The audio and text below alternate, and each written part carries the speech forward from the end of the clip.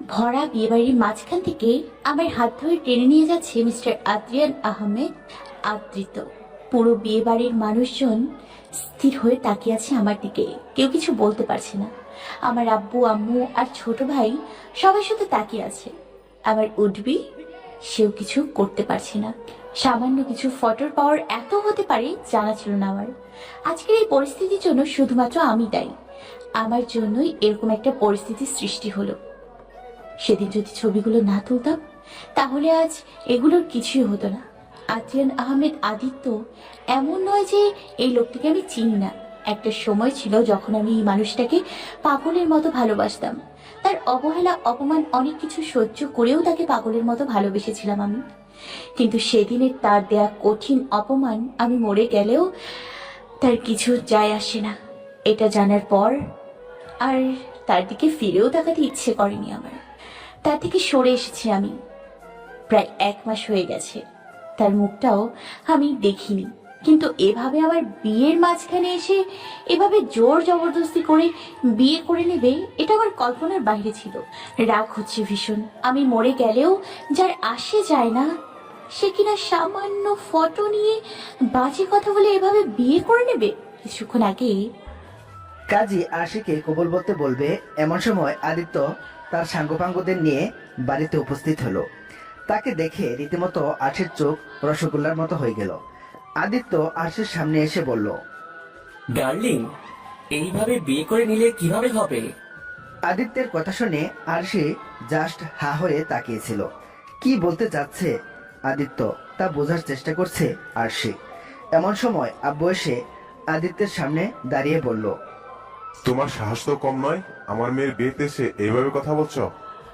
শ্বশুর মশাই, এত কথা কেন বলছেন বলুন তো?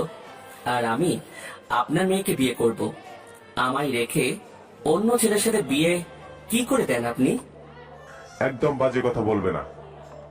আদিত্যের কলার চেপে ধরে বলল। আদিত্য আব্বুর কাজ দেখে হেসে বলল, কুল ডাউন শ্বশুর মশাই, আপনার মেয়ে আমায় ভালোবাসে।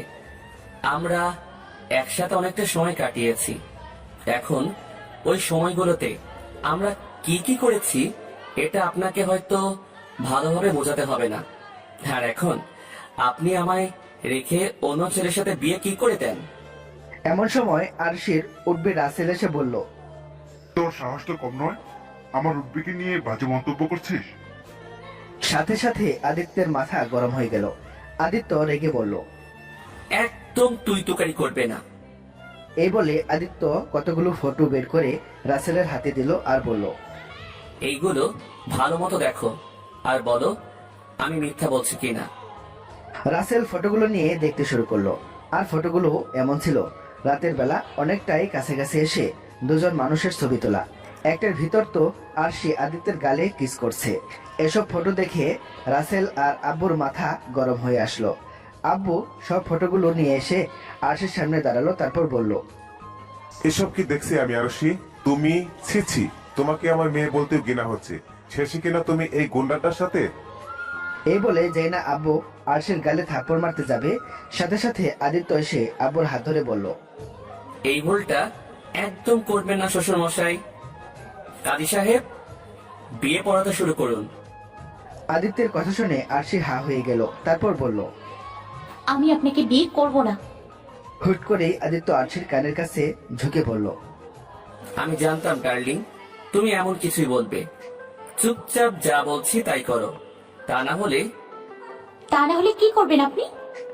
তোমার পুরো পরিবার লাশ বানিয়ে দিব। তুই জানো এটা করতে আমার হাত কাঁপবে না। সাথে সাথে কালো অন্ধকারে ঢেকে গেল সব। আরশি মিনতের স্বরে বলল, প্লিজ এমনটা করবেন না। তাহলে যা বলছি তাই করো ডার্লিং। এমনটা কেন করছেন? বিনিময়ে আদিত্য কিচ্ছু বলল না।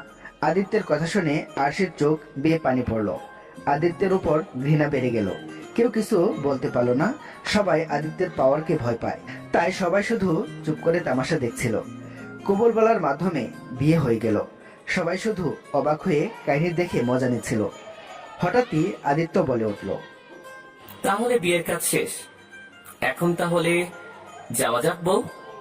হা হয়ে শুধু আদিত্যের কাণ্ড দেখলাম আমি। এমন সময় আব্বু বুকে হাত দিয়ে বসে পড়লো নিচে।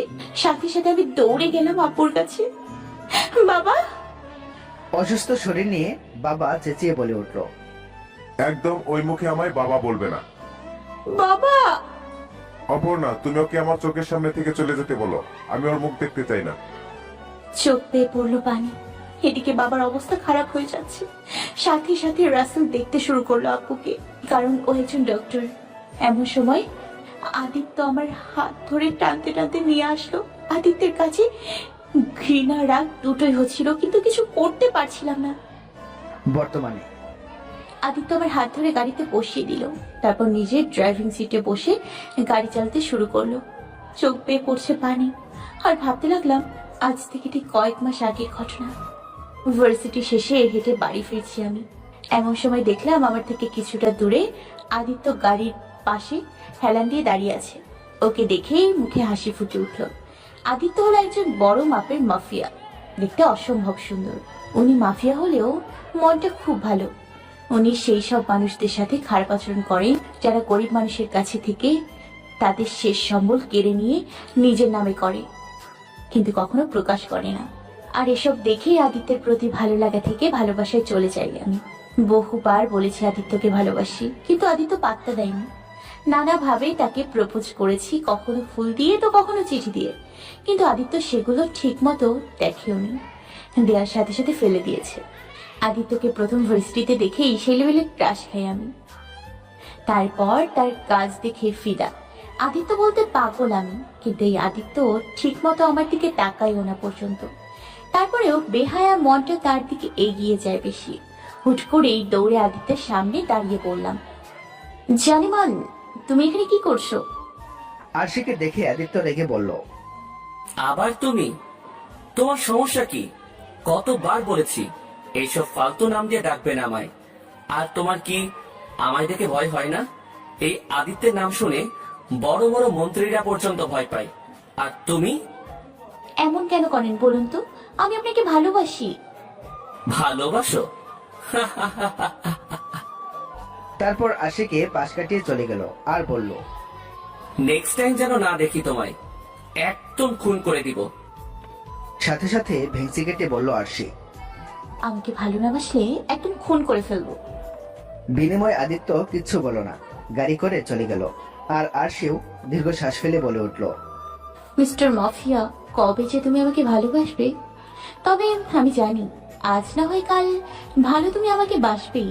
এই ভেবে নাচতে নাচতে বাড়ির উদ্দেশ্যে রওনা হলাম আমি। রাত 8টা। বিছানায় শুয়ে আদিত্যের ছবির দিকে তাকিয়ে আছে আরশি, আর ছবির সাথে কথা বলছে। মাফিয়া জানেমান, কবে যে তুমি বলবে আরশি আই লাভ ইউ? কাছে গেলে বলবে তোমার সমস্যা কি? আরে জানেমান, আমার সমস্যা কি জানো না? তোমায় আমি ভালোবাসি। কেন বুঝতে পারো না তুমি? যেখানে আমার জন্য অর্ধেক ছেলেরা পাগল, সেখানে এই ছেলেটা আমি পাত্তাই দিচ্ছে না। দাঁড়াও, যেদিন তোমার সাথে বিয়ে হবে সব শোধ নিব আমি। হঠাৎই উঠে বসে বেলকুনিতে গিয়ে দাঁড়িয়ে পড়লাম আমি। আকাশটা খুব সুন্দর। এমন সময় বিছানার উপর ফোনটা বেজে উঠলো। ফোনটা তুলে দেখলাম মিষ্টি, মাই বেস্ট। খুশি হয়ে ফোনটা তুলে বললাম, বল। মেলায় যাবি? এখন? হুম। আচ্ছা তুই বের হ, আমি তৈরি হয়ে আসছি। আচ্ছা। তারপর মাইশা তৈরি হয়ে তার আম্মুকে ম্যানেজ করে বেরিয়ে পড়ল। মাঝরাতে ব্যস্তহীন রাস্তায় দৌড়াচ্ছি আমি। আমার পেছনে দৌড়াচ্ছে কিছু বাজে ছেলে। ভয়ে হাত পা ঠান্ডা হয়ে যাচ্ছে আমার। এখন কে বাঁচাবে আমায়? কিছুক্ষণ আগে মেলা থেকে ঘুরে বাড়ি ফিরছিলাম।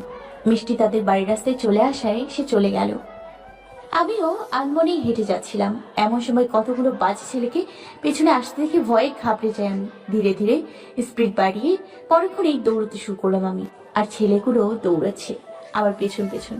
এতটা রাত হয়ে যাবে বুঝতেই পারিনি। এদিকে দৌড়চ্ছি আমি, অন্যদিকে গাড়ির উপরে বসে লাগাতার সিগারেট খেয়ে চলেছে আদিত্য। তার পাশে তার বন্ধুরাও আছে। মাঝে মাঝে আদিত্য এমন করে, মাঝরাতে ব্যস্তহীন রাস্তায় এসে বসে থাকে। কেন করে সেটা তার বন্ধুরা জানে না। ভয়ে কখনো জিজ্ঞেস করতেও পারে না। হাঁপাতে হাঁপাতে একটু দাঁড়িয়ে পড়লাম আমি। হঠাৎই সামনে আদিত্যকে দেখে নিমিষেই ভয় গায়েব হয়ে গেল আমার। এমন একটা মুহূর্তে আদিত্যের সাথে দেখা হয়ে যাবে সেটা ভাবতেই পারিনি। এমন সময় পেছনে এসে দাঁড়ালো ছেলেগুলো। সাথে সাথে দৌড়ে গিয়ে আদিত্যের সামনে গিয়ে দাঁড়ালাম আমি। তারপর হাঁপাতে হাঁপাতে বললাম, জানিমান, এত রাতে এইভাবে তোমার সাথে দেখা হয়ে যাবে এটা ভাবতেই পারিনি। প্লিজ ওই গুন্ডাগুলোর হাত থেকে বাঁচাও আমায়। এদিকে আদিত্য এত রাতে একটা মেলি কণ্ঠ শুনে অবাক হয়ে আরেকবার সিগারেটটা টান দিয়ে মুখ থেকে ধোঁয়া উড়িয়ে সামনের দিকে তাকালো।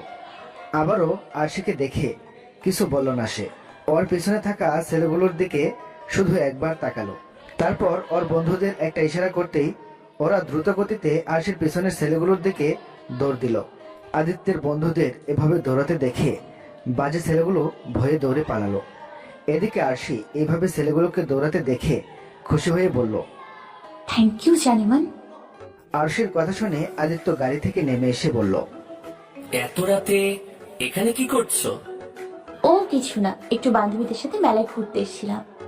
এমন সময় আদিত্যের বন্ধুরা এসে বলল, ভাই সবাই ভয়ে পালিয়ে গেছে। ছেলেটির কথা শুনে আরশি খুশি হয়ে বলল, চলে গেছে? খুব ভালো। তা তোমরা এত রাতে কি করছো এখানে? ও কিছু না ভাই, একটু হাঁটতে বেরিয়েছিল।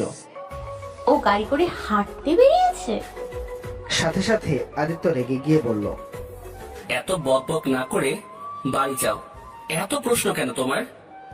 না মানে এমনি জিজ্ঞেস করছিলাম। তারপর চুপ করে দাঁড়িয়ে পড়লাম আমি। আমাকে এইভাবে দাঁড়িয়ে থাকতে দেখে আদিত্য ধমক দিয়ে বলে উঠল, কি হলো? কথা কি কানে যাচ্ছে না?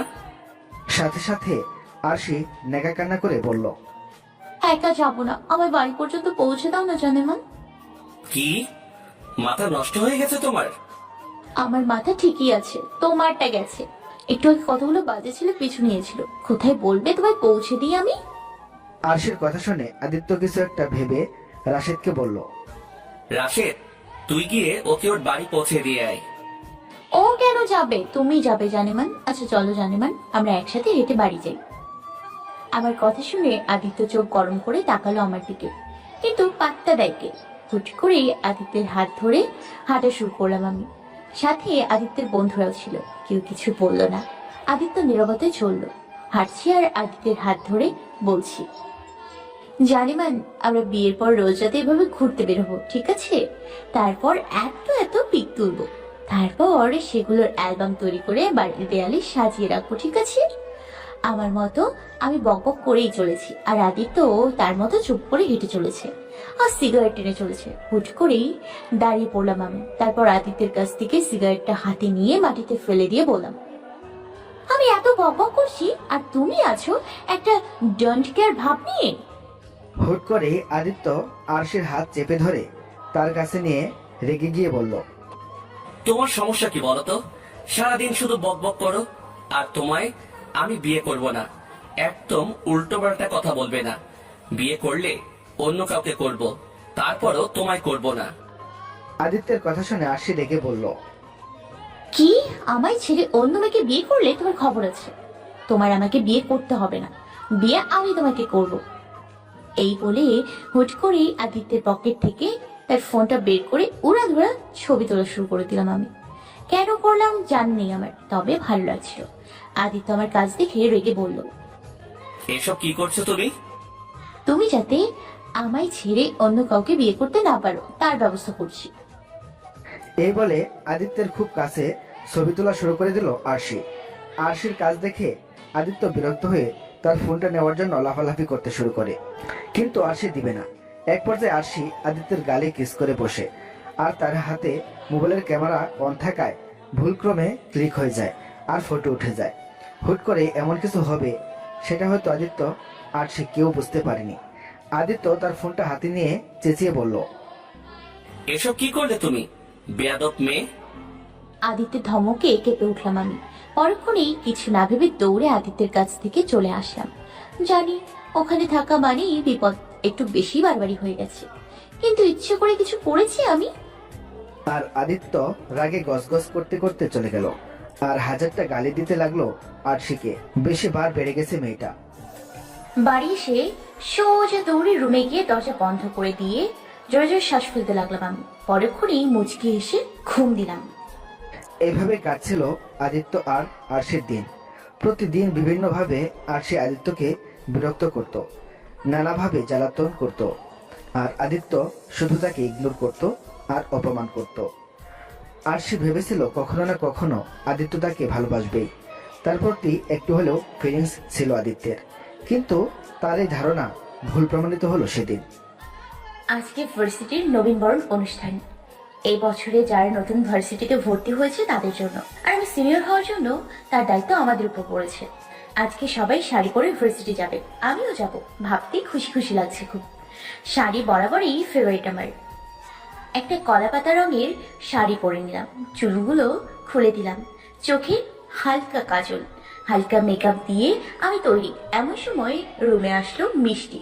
মিষ্টিও শাড়ি পরেছে। তারপর দুজনেই খুশি হয়ে চললাম ভার্সিটিতে। দুপুরের দিকে প্রায় সব স্যার ম্যাডামদের ভাষণ শেষ করে অনুষ্ঠান প্রায় শেষের দিকে একরাশ বিরক্ত মাখা মুখ নিয়ে বসেছিলাম আমি। এদিকে আদিত্য ও তার বন্ধুরা একটা ছেলেকে ধরার জন্য দৌড়াচ্ছিল। ছেলেটির দোষ ছিল ছেলেটি ড্রাগ পাচার করত, আর আদিত্য এটা জানতে পেরে যায় কোনোভাবে, আর ছেলেটিকে ধরার জন্য দৌড়াচ্ছে আদিত্য। আদিত্যের সামনে থাকা ছেলেটি দৌড়াতে দৌড়াতে এক পর্যায়ে ভার্সিটির ভিতরে চলে যায়, আর তার পিছনে পিছনে আদিত্য ভিতরে ঢুকে যায়। কারো তালির মাধ্যমে অনুষ্ঠান শেষ করে সবাই বাড়ি ফেরার উদ্দেশ্যে রওনা হব। এমন সময় চারদিকে গুলির শব্দ, সাথে সবাই দৌড়চ্ছে দেখে ঘাবড়ে গেলাম আমি। সবাই দৌড়চ্ছে কেন? এমন সময় মিষ্টি বলল, আরশি তাড়াতাড়ি ছুটে আয়। ওর কথা মতো আমিও দৌড়তে শুরু করলাম। এমন সময় কোথা থেকে একটা ছেলে আমার হাত ধরে টেনে নিয়ে মাথায় বন্দুক থেকেই বলল, ওইখানে দাঁড়া আদিত্য, তা না হলে এই মেয়েটার মাথা গুলি মেরে উড়িয়ে দিব আমি। ছেলেটির কথায় আমিও তাকালাম আদিত্যের দিকে। ভয় কলিজা কেঁপে উঠল আমার। আবার কোথা থেকে মন বলে উঠেছিল আদিত্য বলবে আমায় ছেড়ে দিতে, কিন্তু আদিত্য। ছেলেটির এমন কাজে আদিত্য হাসলো, হেসে বলল, তাই নাকি? তা দে না, ও আমার বউ না অন্য কিছু যে তুই ওকে মেরে ফেললে আমি ভয় পাবো আর তোকে ছেড়ে দিব। এদিকে আদিত্যের এমন কথা শুনে আমি হা হয়ে গেলাম। আমি মরে গেলেও কিচ্ছু যায় আসে না আদিত্যের। মুহূর্তের মধ্যে আদিত্যের প্রতি আমার সব ইচ্ছের স্বপ্ন ভেঙে চুরমার হয়ে গেল। সেদিনের আদিত্যের দেয়া আঘাত আমি মেনে নিতে পারিনি। আমি মরে গেলেও যার আসে যায় না সে আর যাই হোক কোনোদিনও আমায় ভালোবাসতে পারবে না। এদিকে আদিত্যের কথায় তালে তালে আদিত্যের বন্ধুরা পেছন থেকে ছেলেটিকে ধরে ফেললো, আর আশিকে ছাড়িয়ে ছেলেটিকে ধরে নিয়ে চলে গেল তারা। ছেলেটি ছেড়ে দিতেই মিষ্টি এসে ধরলো আশিকে। মুহূর্তের মধ্যেই সব কালো অন্ধকারে ডুবে গেল। অতিরিক্ত ভয় আর আঘাত দুটো একসাথে মস্তিষ্কের কোণে এসে ধাক্কা মারলো, আর আরশি জ্ঞান হারালো। সেদিনের পর থেকে আরশি আর আদিত্যকে জ্বালাতন করেনি, আর না কখনো ওর সামনে গেছে। পুরো 1 মাস ঘর বন্দি থেকেছে সে, না কারোর সাথে তেমন কথা বলেছে, শুধু রুমের ভিতরে বসে আদিত্যের সব স্মৃতি একে একে দাফন দিয়েছে। এর ভিতর তার বাবাও তাকে বিয়ের জন্য তাড়া দিচ্ছিল, আর সেও রাজি হয়ে যায়। কিন্তু এইভাবে হুট করে আদিত্য এমন কিছু করবে সেটা কল্পনার বাইরে ছিল আরশি। কি হলো? গাড়ি থেকে বের হও, আমরা এসে পড়েছি। হঠাৎ আদিত্যের মুখ থেকে এমন কথা শুনে আরশি তার কল্পনার জগৎ থেকে বেরিয়ে আসলো। মিটমিট চোখে বাইরের দিকে দেখলো বিশাল বড় একটা বাড়ি। আরশি বের হলো না গাড়ি থেকে। আরশির কাজ দেখে আদিত্য কোলে তুলে নিল আরশিকে। আদিত্যের এমন কাজে আরশি অবাক হয়ে তাকালো। কষ্ট হচ্ছে তার পুরনো কথাগুলো ভেবে। শুধু মস্তিষ্কের কোণে একটা কথাই বাজলো তার, কেন এমন করলো আদিত্য। আদিত্য আমায় কোলে করে নিয়ে এসে একটা তুলতুলে সাদা বিছানায় বসিয়ে দিল। রাগ হচ্ছে ভীষণ। আমি রেগে আদিত্যকে বললাম, এসব কি হচ্ছে? এসব করার মানে কি? জোর জবরদস্তি করে বিয়ে করলেন কেন? আদিত্য শান্ত স্বরে বলল, বলবো পরে, তুমি এখন রেস্ট নাও ডার্লিং, বাকি কথা পরে হবে। আগে তোমার জন্য খাবারের ব্যবস্থা করি। আপনি কি আমার সাথে মশকরা করছেন নাকি? আমি থাকবো না আপনার সাথে। এ বলে আরশি যেই না বিছানা থেকে উঠতে যাবে, সাথে সাথে আদিত্য আরশিকে বিছানার সাথে চেপে ধরে বলল, এই ধরনের ভুল একদম করো না ডার্লিং। 1 মাস প্রচুর পুড়িয়েছো আমায়, তার শাস্তি যে তোমায় পেতে হবে। আদিত্যের কথা শুনে আরশি রেগে বলে উঠল, আপনাকে পুড়িয়েছি মানে? আমাদের দেখা হলো কোথায়? এত কথা এখন বলতে পারবো না তোমায়। চুপ করে বসে থাকো এখানে। 1 পা নড়লে একদম পা ভেঙে বসিয়ে রাখবো। আমি আজকে খুব খুশি, তাই একদম রাগাবে না আমায়। এই বলে আমায় ছেড়ে দিয়ে দরজার সামনে থেকে বন্ধ করে চলে গেল। আদিত্যের কাছে চরম বিরক্তি আমি। কি পেয়েছি কি আমায়? যখন যা ইচ্ছে হবে তাই করবে নাকি? বিছানার চাদর চেপে ধরে নিজের রাগকে কন্ট্রোল করছি আমি। কিছুক্ষণ পর আদিত্য হাতে কিছু খাবার নিয়ে রুমে আসলো। আদিত্যকে দেখেই আরশির মাথা গরম হয়ে যাচ্ছে, একদম সহ্য হচ্ছে না। এই ছেলেটার জন্য কতটা না অবহেলা সহ্য করেছি, কতবার নিজেকে নিজেই আঘাত করেছি, আদিত্যের স্মৃতি ভুলে যাওয়ার কত কিছু করেছি। আর সেই আদিত্য কিনা কোনো কিছু মেনে নিতে পারছি না আমি। আদিত্য খাবারগুলো নিয়ে এসে আমার পাশে এসে বলল, এখনো ফ্রেশ হওনি তুমি? তুমি কি চাও আমি তোমায় ফ্রেশ করিয়ে দেই? একদম বাজে কথা বলবে না, আমার ভালো লাগেনি তাই ফ্রেশ হইনি। হাসলো আদিত্য। আদিত্যের হাসি একদমই সহ্য হচ্ছে না আরশির কাছে। আদিত্য তার হাসি থামিয়ে বলল, ঠিক আছে, ফ্রেশ হতে হবে না, আমি তোমায় খাইয়ে দিচ্ছি। আমি খাবো না। বেশি বাড়াবাড়ি করছো তুমি। বাড়াবাড়ি করছি, বেশ করছি। কি পেয়েছেন কি? হ্যাঁ, যা বলবেন তাই হবে নাকি? আপনি চেয়েছেন আপনার জীবন থেকে সরে আসতে, আমি সরে এসেছি। তাহলে আজ কেন আপনি এমন করলেন? উত্তর দিন আমায়। তোমার সব প্রশ্নের উত্তর দিব আমি, তবে এখন নয়, পরে। কিন্তু আমি যে এক্ষুনি শুনবো। এত বকবক করো না, আমার মাথা খারাপ হয়ে যাবে। মাথা খারাপ হয়ে যাবে মানে? মাথা তো আমার খারাপ হয়েই যাচ্ছে। কেন করেছেন? আপনার জন্য আমার পরিবার আমায় ঘৃণা করে এখন। বলতে বলতে কেঁদে উঠল আরশি। আদিত্য আরশির কাজে চেঁচিয়ে বলল, চুপ করো। চুপ করো মানে? আগে প্রশ্নের উত্তর দিন, কেন করেছেন এমন? আর কিছু বলার আগেই আদিত্য আরশির মুখে খাবার ভরে দিল। আচমকা এমনটা হওয়াতে আরশি পুরো বোকা বনে গেল। এখন কথাও বলতে পারছে না আরশি। আদিত্য খাবার দিতে দিতে শান্তস্বরে বলল, বলবো সব, তবে পরে। একটু সময় দাও, সব ঠিক করে দিব আমি। কিন্তু আদিত্যের এই সান্ত্বনা একদম সহ্য হচ্ছে না আরশির কাছে। জোর জবরদস্তি করে আদিত্য খাবার খাইয়ে দিল আরশিকে। তারপর বলল, তুমি ফ্রেশ হয়ে ঘুমিয়ে পড়ো। আমি ফ্রেশ হব না, এভাবেই থাকবো। বেশি বাড়াবাড়ি করলে কিন্তু আমি তোমায় ফ্রেশ করিয়ে দিব। উল্টোপাল্টা কথা একদম বলবেন না, আপনাকে সহ্য হচ্ছে না আমার। বেরিয়ে যান রুম থেকে। এক পর্যায়ে চেঁচিয়ে চেঁচিয়ে কেঁদে উঠল আরশি। আদিত্য কিছুটা ঘাবড়ে গেল আরশির কাজে। শেষমেশ সেও আর কিছু না বলে রুম থেকে বেরিয়ে যায়। আদিত্য যেতেই আরশি কাঁদতে কাঁদতে বিছানায় ঘুমিয়ে পড়ে। তার একদমই সহ্য হচ্ছে না আদিত্যকে। ড্রিঙ্কস হাতে নিয়ে সোফায় বসে আছে আদিত্য। এই 1 মাস তার দিনগুলো কিভাবে কেটেছে ভাবতেই অবাক হয় আদিত্য। এই 1 মাসেই আদিত্য বুঝতে পেরেছে আরশির প্রতি তার অনুভূতি, তার ভালোবাসা। কথায় আছে না, কাছে থাকলে কেউ বুঝতে পারে না তার গুরুত্ব কতটা, দূরে গেলেই বোঝা যায় তার শূন্যতা। আদিত্য বুঝেছে আরশির শূন্যতা। এমনটা নয় যে সে খুব কষ্ট পাচ্ছে আরশির ব্যবহারে, কম অবহেলা করেনি সে আরশিকে। আর সে অবহেলার যন্ত্রণা পেয়েছে আদিত্য এই 1 মাসে। চোখ বন্ধ করে আদিত্য ভাবতে লাগলো সেই পুরনো দিনগুলোর কথা।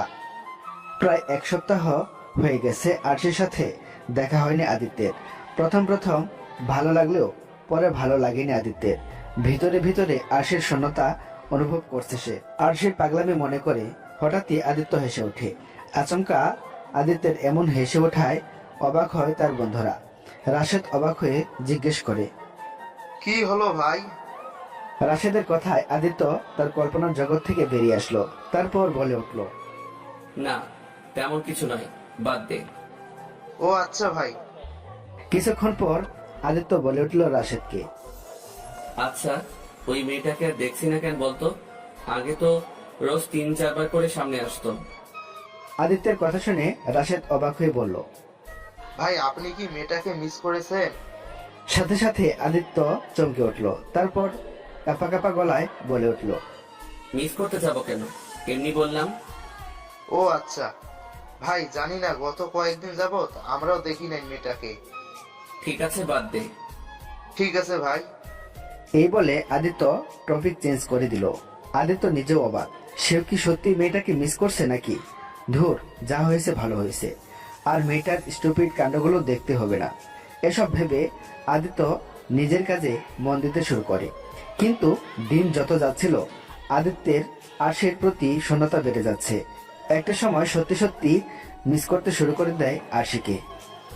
আরশির করা পাগলামিগুলো খুব মনে পড়তে শুরু করে। রাতে ঘুমও হয় না ঠিক মতো। ধীরে ধীরে আদিত্য দিশেহারা হয়ে পড়ে আরশির জন্য। এভাবেই কাটছিল দিন। ড্রিঙ্কস হাতে বসেছিল আদিত্য। এমন সময় তার কিছু বন্ধুরা এসে বসে তার পাশে। আদিত্যের কাছে আসতেই আদিত্য নেশাগ্রস্ত অবস্থায় রাশেদকে জিজ্ঞেস করলো, মেয়েটার কোনো খবর পেলি? ভাই খবর তো পাইনি, শুধু জেনেছি মেয়েটা নাকি ভার্সিটিতেও যাচ্ছে না অনেকদিন যাবত। ভার্সিটির নামটা শুনতেই আদিত্যের সেদিনের কথা মনে পড়ে গেল। এমন সময় রাশেদ বলে উঠল, ভাই আমার যতদূর মনে পড়ে মেয়েটাকে সেদিন ওই লাস্ট ভার্সিটিতে গিয়েছিল, হয়তো সেদিন ভয় পেয়েছিল, ওই যে গুলি ধরেছিল ওর মাথায় আরা। আদিত্য কিছুক্ষণ চুপ থেকে বলল, মেয়েটাকে খুঁজে বের কর, যে করেই হোক মেয়েটাকে আমার চাই। ঠিক আছে ভাই, চেষ্টা করছি আমরা। এই বলে আদিত্যের লোকেরা চলে যায়। আর আদিত্য ড্রিঙ্কস করতে করতে মেঝেতেই ঘুমিয়ে পড়ে। এদিকে রাশেদ নিজেও বুঝতে পারছে না আদিত্যের কাণ্ড। এতদিন মেয়েটা আসতো বলে বিরক্ত হয়েছে, আজ আসছে না বলে বিরক্ত হচ্ছে। অদ্ভুত। পরের দিন রাশেদের ডাকে ঘুম ভাঙে আদিত্যের। আদিত্যের ঘুম ভাঙতেই রাশেদ অবাক হয়ে বলল, ভাই আপনি কি সারা রাত মেঝেতে ঘুমিয়েছিলেন নাকি? রাশেদের কথার উত্তর না দিয়ে আদিত্য বলে উঠল, ওসব বাদ দে, আগে বল মেয়েটার কোনো খবর পেয়েছিস? রাশেদ মাথা নিচু করে বলল, পেয়েছি ভাই। তবে তবে কি? ভাই মেয়েটার বিয়ে ঠিক হয়ে গেছে, দুদিন পরেই বিয়ে। রাশেদের কথা শুনে আদিত্য রেগে গিয়ে রাশেদের কলার চেপে ধরে বলল, এসব কি বলছিস? এটা হতে পারে না। মুহূর্তের মধ্যে আদিত্যের মাথা গরম হয়ে যায়। বুকের বাঁ পাশে চিনচিনে ব্যথা অনুভব হয় তার। পুরো রুমের জিনিসপত্র ভেঙে চুরে তছনছ করে ফেলে। সে কিছুতেই মেনে নিতে পারছে না আর্শের বিয়ে। শেষে আদিত্যের মাথায় ওই ছবিগুলোর কথা মনে পড়ে আর বিয়ের দিন। ভাই ভাবির জন্য জামা কাপড় কিনে আনতে বলেছিলেন না, এই যে এনেছি। হঠাৎই রাশেদের কণ্ঠ শুনে আদিত্য তার কল্পনার জগৎ থেকে বেরিয়ে আসলো। আনমনে বলে উঠল, কি? ভাই জামা কাপড় ভাবির জন্য। ও, ওগুলো ওইখানে রেখে যা তোরা। ঠিক আছে ভাই। এই বলে চলে যায় রাশেদ। আবার ড্রিঙ্কসের ক্লাসে চমক দেয় আদিত্য। রাত 2:45। আদিত্য ঢুলতে ঢুলতে আরশের রুমে ঢুকলো। আদিত্য ঢুলতে ঢুলতে গিয়ে বসে পড়লো আরশের পাশে। আনমনেই ঘুমিয়ে আছে আরশি। মায়াবী তার মুখ। আনমনেই আদিত্যের হাত চলে যায় আরশির গালের কাছে। এদিকে আচমকা কারো স্পর্শ গালে পড়তেই হালকা নড়ে উঠল আরশি। হাসলো আদিত্য। তারপর আনমনেই বলে উঠল আদিত্য, যখন তুমি আমার কাছে ছিলে তখন হয়তো আমি বুঝতে পারিনি তোমার জায়গা কোথায় আমার কাছে, কিন্তু এখন যখন বুঝে গেছি একবার, তাহলে আর ছাড়ছি না তোমায়।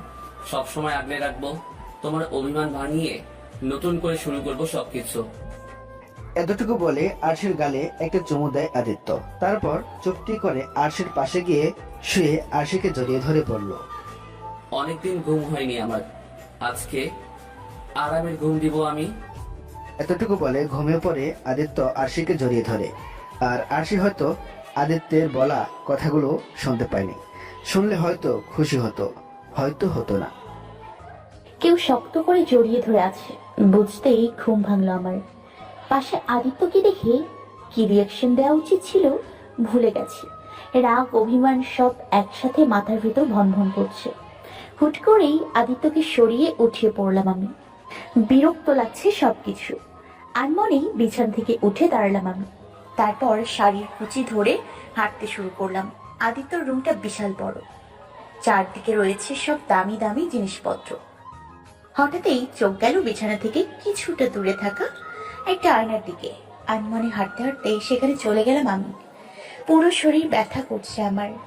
কালকে সাজে এখনো সজ্জিত আমি। আয়নার দিকে তাকাতেই চমকে উঠলাম আমি। চুলগুলো সব এলোমেলো হয়ে গেছে, গায়ের গহনাগুলো সব ওলট পালট হয়ে রয়েছে, কাজল সব লেপটে গেছে। এক কথায় বলতে গেলে পাগলের মতো দেখাচ্ছে আমায়। সব একে একে খুলতে শুরু করলাম আমি। কানের ভারী দুল, গলায় থাকা ভারী নেকলেস। শাড়ির অবস্থা খারাপ, কিন্তু কথা হলো এটা খুললে পরবো কি আমি? আনমনেই প্রশ্নটা করে বসলাম। এমন সময় চোখ বন্ধ করে আদিত্য বলে উঠল, ওই আলমারিতে অনেকগুলো শাড়ি, সালোয়ার কামিজ সহ আরো অনেক জিনিসপত্র আছে, যেটা ভালো লাগে পরে ফেলতে পারো। আদিত্যের কথা শুনে আরশি কিছু বলল না। এই মুহূর্তে কোনো কিছুর বলার মুড নেই আরশি। হাঁটতে হাঁটতে আলমারির সামনে দাঁড়ালো, কিন্তু আলমারির চাবি কোথায়? আদিত্য তার হাত এগিয়ে দিয়ে বলল। এই নাও চাবি। এবার আদিত্যের কাজে আরশি অবাক হলো। আদিত্য কিভাবে বুঝলো এটাই ভাবছে আরশি।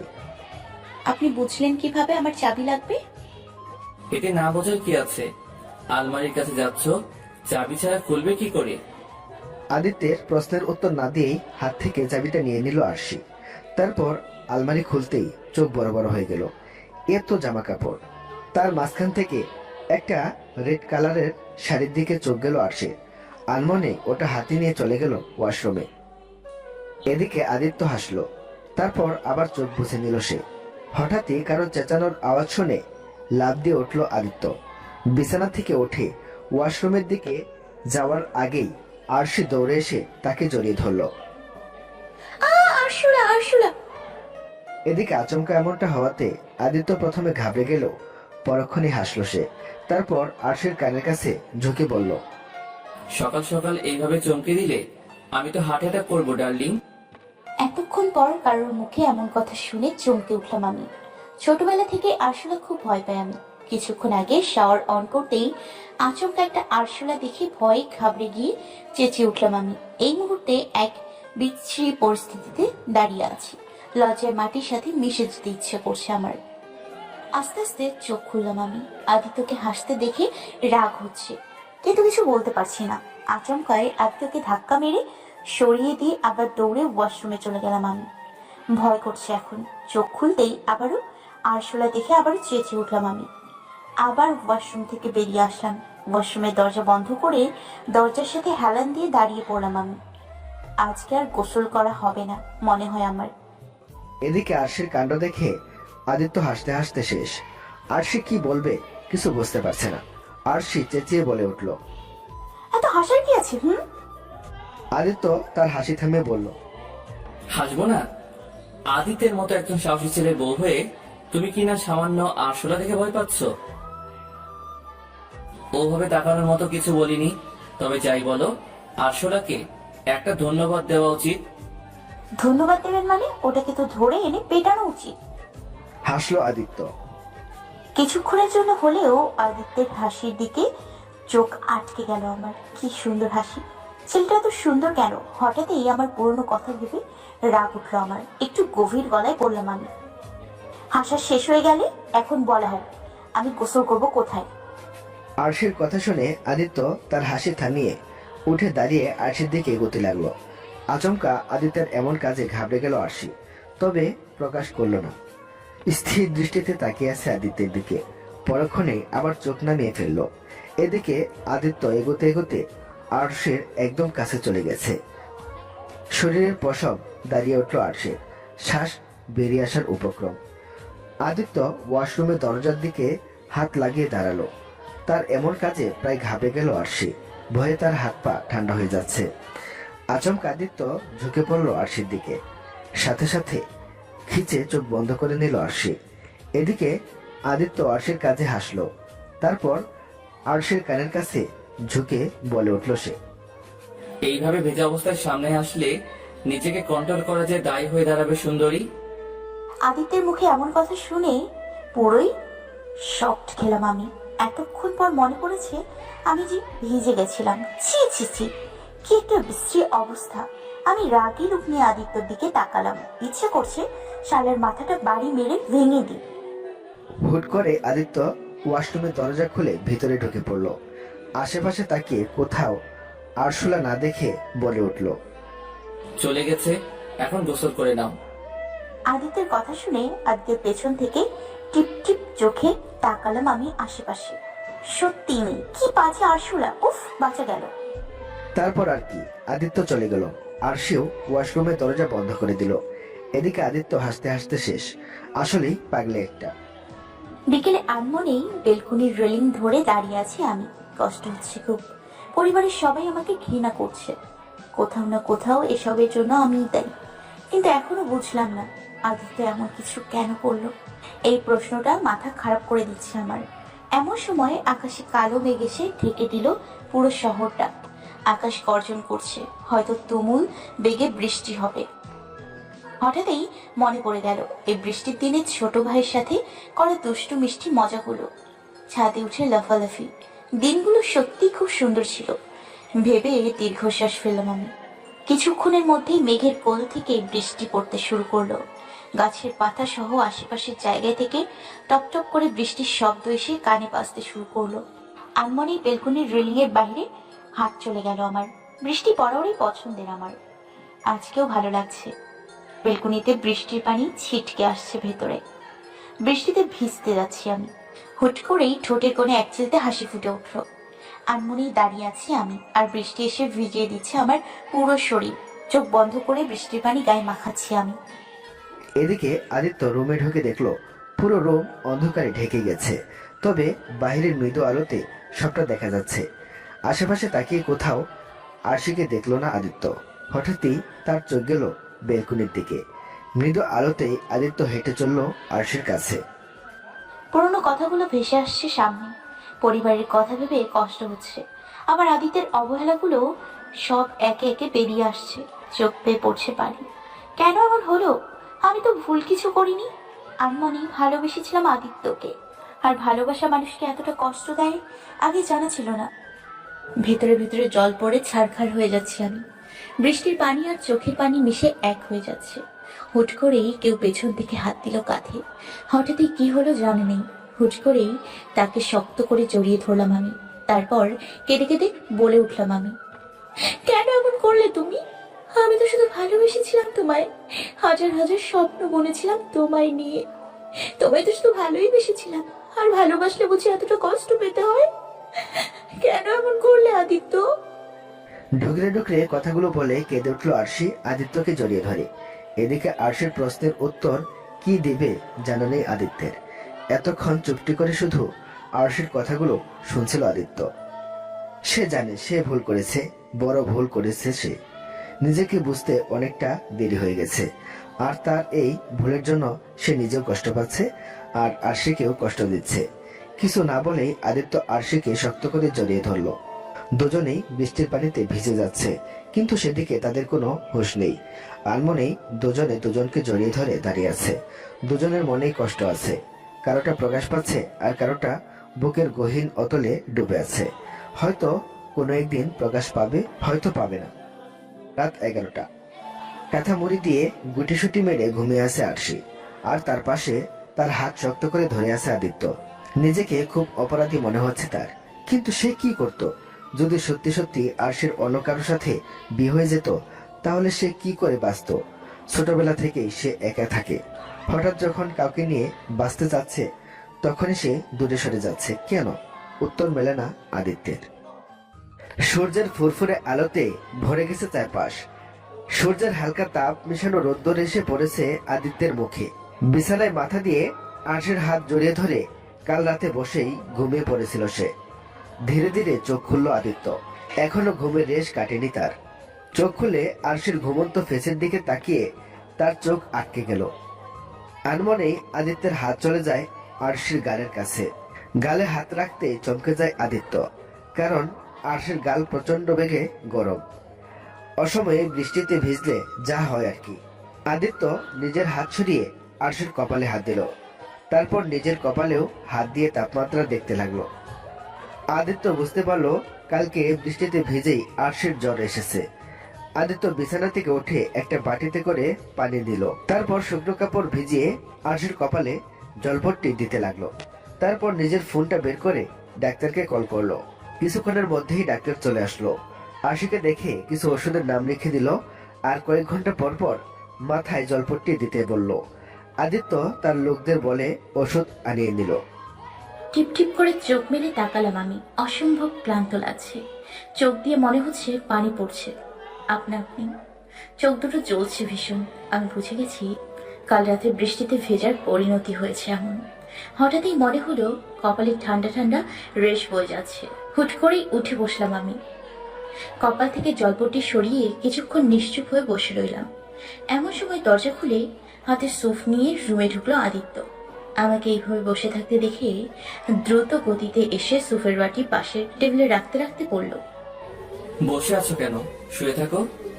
নিশ্চুপ ভঙ্গিতে আদিত্যের মুখের দিকে তাকালো আরশি। আদিত্য আরশির চাহনি দেখে বলে উঠল, আমি জানি তুমি খুব ক্লান্ত, তাই চুপটি করে শুয়ে থাকো। আমি তোমায় খাইয়ে দিচ্ছি। আচ্ছা ওয়েট। এই বলে আদিত্য আরশিকে ধরে পেছনে একটা বালিশ দিয়ে শুয়ে দিল। আদিত্যের কাজে অবাক আরশি। আদিত্য কি করতে যাচ্ছে তা বুঝতে পারছে না। হুট করেই আদিত্য সুপের বাটি হাতে নিয়ে বলল, হাঁ করো। অবাক চোখে তাকালো আরশি আদিত্যের দিকে। আরশির চাহনি দেখে আদিত্য বলে উঠল, কি হলো? হাঁ করতে বলেছি, আমার মুখের দিকে তাকিয়ে থাকতে বলিনি। ছলছল চোখে আরশি আদিত্যের দিকে তাকালো। হুট করে আদিত্য আরশির মুখের ভিতর সুপ দিয়ে দিল। আরশি অবাক হয়ে আনমনে খেতে শুরু করলো। কিছুক্ষণ যেতেই মুখ ঘুরিয়ে নিল আরশি। আদিত্য আরশির কাজ দেখে রেগে বলে উঠল, সবটা খেতে হবে। আর খেতে ইচ্ছে করছে না। আদিত্য আরশির কথা শুনল না। এক প্রকার জোর করেই আদিত্য পুরো স্যুপ খাইয়ে দিল আমায়। তারপর রুমাল দিয়ে মুখ মুছিয়ে দিয়ে ঔষধ খাইয়ে দিয়ে আমায় শুয়ে দিয়ে চলে গেল আদিত্য। আমি অবাক চোখে তাকিয়ে রইলাম আদিত্যের দিকে। এত বদলে গেল কি করে? রাগ অভিমান দুটোই হচ্ছে এই মুহূর্তে। যদি বদলানেরই ছিল তাহলে আগে কেন বদলায়নি? সারাটা দিন আদিত্যের সেবায় কেটে গেল। অদ্ভুত লাগলো সবকিছু। আদিত্য বদলে গেছে। তাহলে কি ও আমায় ভালোবাসে নাকি অন্য কিছু? মস্তিষ্কের কোণে প্রশ্ন এসে নাড়া দিল। উত্তর তো শুধু আদিত্যই দিতে পারবে। রাত 2টা। ক্লান্ত শরীর নিয়ে বিছানা থেকে উঠে বসলো আরশি। আদিত্য পাশেই বসে ঘুমিয়ে আছে। অদ্ভুত এক মায়া আছে আদিত্যের মুখে। সারাদিন ঘুমিয়ে থাকলে কি আর রাতে ঘুম আসে নাকি? তারপরেও জ্বর কোনো কিছু ভালো লাগছে না। হঠাৎই মায়ের কথা মনে পড়ে গেল আমার। আগে জ্বর আসলে মাকে সারা রাত জড়িয়ে ধরে ঘুমিয়ে থাকতাম। বড্ড মন খারাপ হচ্ছে এখন। আস্তে আস্তে বিছানা থেকে উঠে দাঁড়ালাম আমি। চারদিকে আধো অন্ধকারে ঢেকে গেছে। জানালা ভেদ করে রাতের মৃদু আলো আসছে রুমে। ক্লান্ত মাখা শরীর নিয়ে আস্তে আস্তে হেঁটে জানালার পাশে দাঁড়ালাম আমি। আকাশটা পুরো পরিষ্কার, কোথাও কোনো তারার রেখা নেই। আর মনেই আকাশের দিকে তাকিয়ে আছি আমি। এদিকে আদিত্যের আচমকাই ঘুম ভেঙে যায়। আবছা চোখে পাশে আরশিকে না দেখে ঘাবড়ে আটকে উঠল। লাফ মেরে বিছানা থেকে উঠে দাঁড়ালো সে। চারপাশে চোখ বুলে জানালার পাশে আরশিকে দেখতে পেয়ে স্বস্তির নিঃশ্বাস ফেলল। যেন তার আপন মনে প্রাণ ফিরে এসেছে। এই জন্য বলা হয়েছে, কারো মায়ে জড়িও না প্রিয়। প্রিয় মানুষটা একটু চোখের আড়াল হলেই দম বন্ধ হওয়ার পরিণতিতে চলে যায়। বরাবরই ভালোবাসা কি জিনিস আদিত্যর তা জানা ছিল না, তাই হয়তো এখন একটু বেশি ভয় পায়। হুট করে আদিত্য দৌড়ে গিয়ে পিছন থেকে জড়িয়ে ধরল আরশিকে। আদিত্য আচমকা জড়িয়ে ধরাতে ঘাবড়ে গেল আরশি। শরীর কাঁপছে আরশির। তুমি এখানে দাঁড়িয়ে আছো?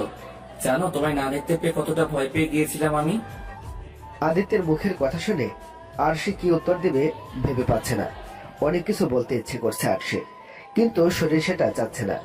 আর কিছুক্ষণ দাঁড়িয়ে থাকলেই হয়তো আরশি মাথা ঘুরে পড়ে যাবে। আনমনেই আদিত্যকে বলে উঠল আরশি, আমায় বিছানায় নিয়ে চলুন। আদিত্য আরশির কথা শুনে আরশিকে কোলে তুলে নিল। তারপর বিছানায় নিয়ে এসে বসিয়ে দিয়ে বলল, না ঘুমিয়ে ওখানে কি করছিলে তুমি? ভালো লাগছে না আমার, ঘুমোবো আমি। বিনিময়ে আদিত্য কিছু বলল না। আরশিকে চুপটি করে বিছানায় শুয়ে দিল। কষ্ট তারও হচ্ছে। আরশির বলা কথাগুলো তার হৃদয়ে ক্ষত বিক্ষত করে দিচ্ছে। তারপরও কিছু বলতে পারছে না, কারণ এটা তার প্রাপ্য। কিছুক্ষণের মধ্যে আরশি ঘুমিয়ে পড়ল। আদিত্য আরশির মাথায় হাত বোলাতে বোলাতে সেও ঘুমিয়ে পড়ল। মাঝখানে কেটে গেল অনেকগুলো দিন। এই কয়েকদিনে আদিত্য অনেক যত্ন নিয়েছে আরশির। সারা দিন রাত আরশির সুস্থতার জন্য সব করে গেছে। এখন আরশি পুরো সুস্থ। আদিত্য ভেবেছে আজকে আরশিকে তার মনের কথা বলে দেবে। তারপর আরশি যা করে তার বিশ্বাস আরশি তাকে ক্ষমা করে দিবে। সব আবার আগের মতো করে ফেলবে। একগুচ্ছ গোলাপ কিনে গাড়ি ড্রাইভ করছে আদিত্য। মনটা ফুরফুরে লাগছে তার।